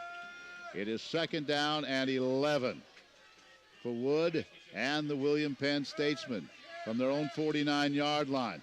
They're going to pitch it, trying to run wide. They have some room to run over there, and they'll get it inside the Viking 45 to the 43. It'll bring up 3rd down and 3. Yeah, big play, game on the line right now. If they get this first down, it's pretty well academic. Pitch the ball. It'll be 3rd and looks like a 3rd and about 5, I think. 3rd. Well, they moved it back a little bit. Bade's knee went down at the 44-yard line, Jesse Bade. So it is 3rd down and 5 from the Viking 44-yard line. Vikings almost jumped. Yeah, not quite. Almost jumped, then got back on. Watch Wood on the keeper here. On 3rd down, Wood turns. Going to keep it. Now they hand it off and get the first down. They hand off to the fullback the first option and pick up a first down. Down to the 38-yard line. That was huge. Give it off to Johnson. And the Vikings couldn't get there, and he picks up a first down. Dedrick Allen able to stop him at the 40. So now the Vikings may need some help. Down to 1:57. They can only stop the clock once.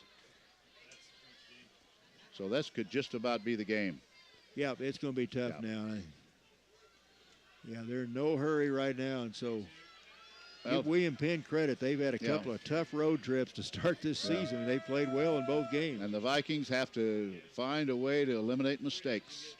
Ball's at the 34. It'll be 2nd down and 6. But, again, they don't care right now. They're just going to run the clock. 1:28. Vikings could have got a stop there. They had the ball one more time. But as it is, a 1st down, and this game is over. The Vikes will go to 0-2. With Graceland coming in next week. A lot of injuries, some suspensions, and a lot of mistakes. 2nd down and 6 from the 34-yard line. And, boy, good job by Wood. He has taken all the time in the world here. Hands it off Johnson, straight ahead. He'll be close to a 1st down. Inside the 30 to the 29. 27-21 and 51 seconds to go. If that's a 1st down, they can take a knee, and I think the Vikes have just used their last timeout. We'll be back in just a moment on the Viking Sports Network. On the lot with Matt Hare at Elmer Hare Ford Sales. And, Matt, it's time to harvest some deals at Hare Ford. Pete, that's right, and what a great time to get a new 2017 F-150 right now at Elmer Hare Ford Sales. With huge rebates, interest as low as 0%, it is the perfect storm right now at Elmer Hare Ford Sales. Also, we need that trade-in of yours right now. Get in here, see us, see me, Matt Hare, Ryan Woodson, Greg Anderson, or Dwayne Lewis, or visit us at elmerhareford.com.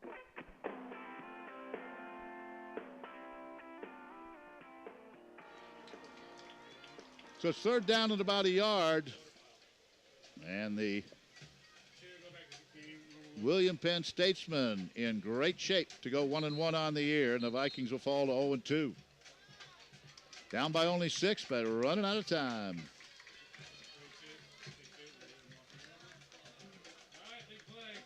So 3rd down and 1. If they stop them in a couple plays, they could get the ball for a few seconds, but a 1st down, and that'll do it. Good crowd from William Penn here tonight watching their Statesmen, and a 1st down here would give them a 1-1 record. Wood turns, hands it off. Vikings can't stop it for a 1st down. Johnson has the 1st down, and that'll be the ball game. So William Penn going to win this one. All they have to do now is take a knee, and they'll be 1-1. The Vikings will fall to 0-2 with Graceland coming in next week. So congratulations to the Statesmen. They're going to win this football game. A lot of mistakes by the Vikings, over 100 yards in penalties, and some very costly penalties. So William Penn will win this game, go 1-1. The Vikings 0-2 with Graceland coming in next week. We'll be on the air 5:30 pregame, 6 o'clock kickoff. And they will just let the clock run down. They'll run it one more time, and that'll be it. It'll be a victory for the Statesmen over the Vikings. And the Vikes will go to 0-2, taking a knee, and that will do it. So, William Penn, 1-1. The Vikings fall to 0-2 on the season. We'll be back and start the post game in 1 minute on the Viking Sports Network. But Viking Athletic Goods defines it as really cool transfers, unique specialty items, revolutionizing printing, or makes custom printing no longer custom. For example, in the past, if you wanted a custom t-shirt made for grandma, you had to pay expensive setup costs, wait for weeks to get it, and you had to buy a bunch to get the price down. Well, not anymore. Go buy Viking Athletic Goods on the Marshall Square and let them show you anything from shirts to license plate brackets to mouse pads and coasters and more. You got to see it with your own eyes. Looking for the right relationship? When you open an account with Wood and Houston Bank, you're connecting with a dedicated local team focused on delivering convenience, security, and the very best in personal banking. Visit us online at woodhouston.com or stop into one of our convenient banking center locations. Wood and Houston Bank, personal banking since 1874. Member FDIC, an equal housing lender.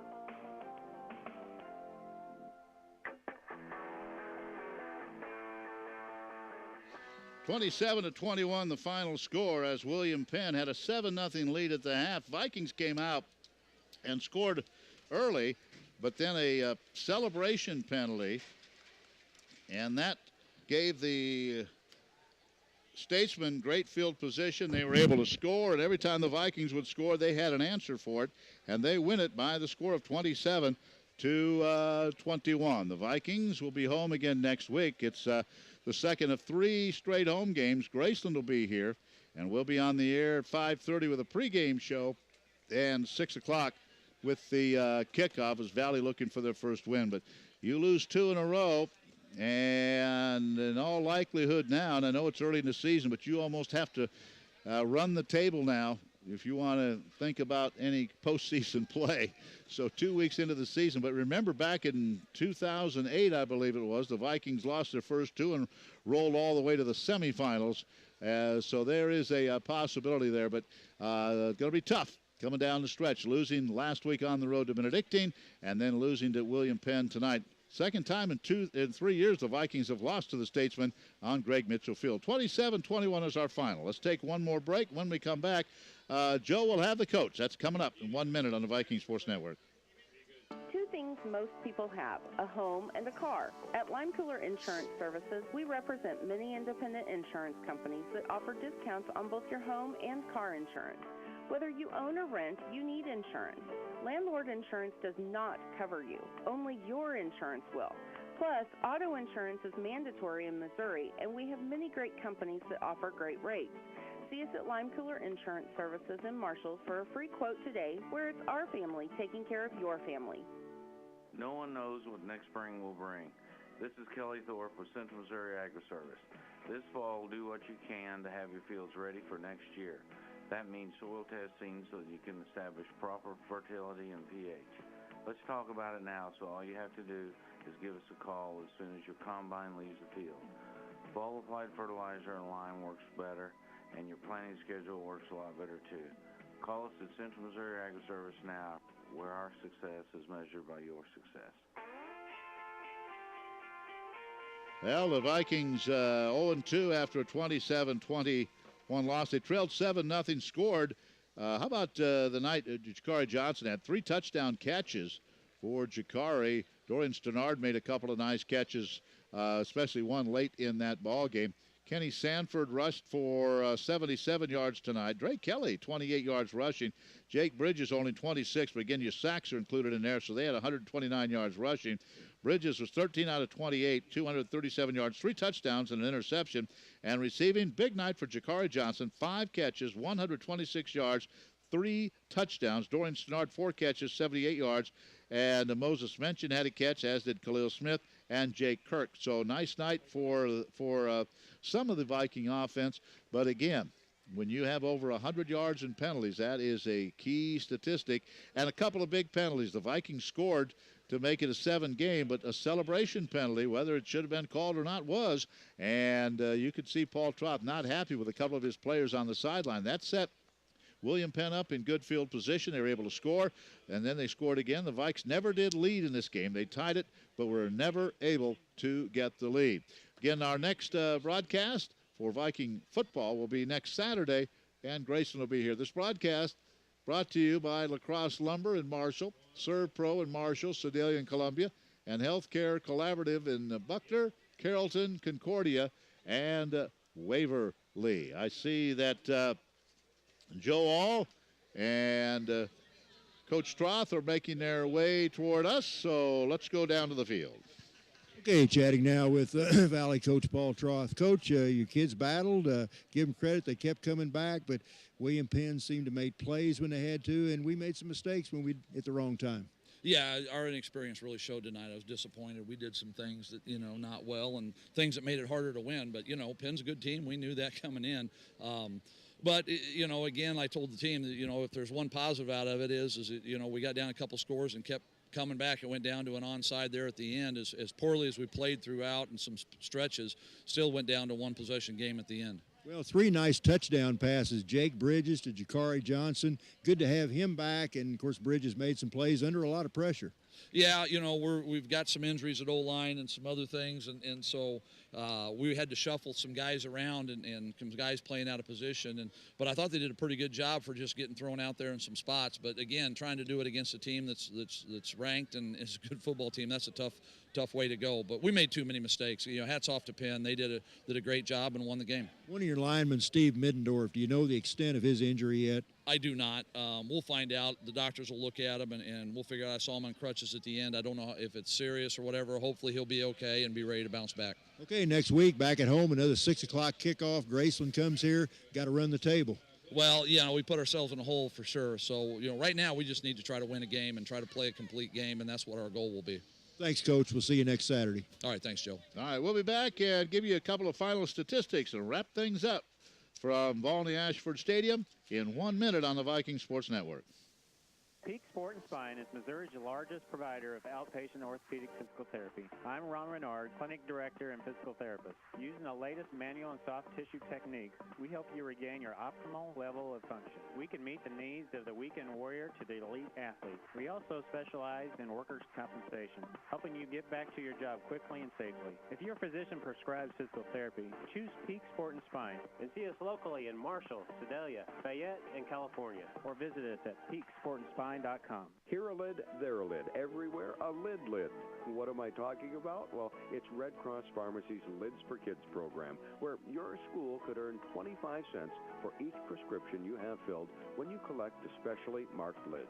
It's easy and it's free. And it's one great way the Red Cross family can help your school and your family.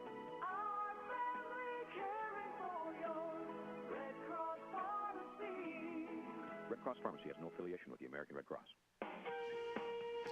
Let's take a look at a couple of the numbers as we wrap things up. 27-20 is the final score. Total yards, the Vikings with 366.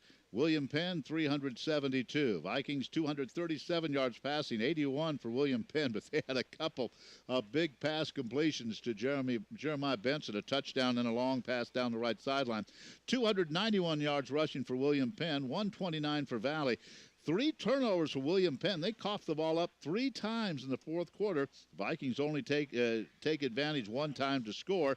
But here's a big stat. The Vikings had 11 penalties for 104 yards, while 3 out of 39 for William Penn. Time of possession, pretty even, Joe. But as Coach said, you have some injuries, people playing out of positions, some untimely penalties, untimely mistakes, and against a good ball club, you're probably not going to win. Well, I think when you look at the game, I think maybe one of the biggest plays, if not the biggest play of the game, that block punt in the first half that gave William Penn their touchdown, their 7-0 lead at halftime.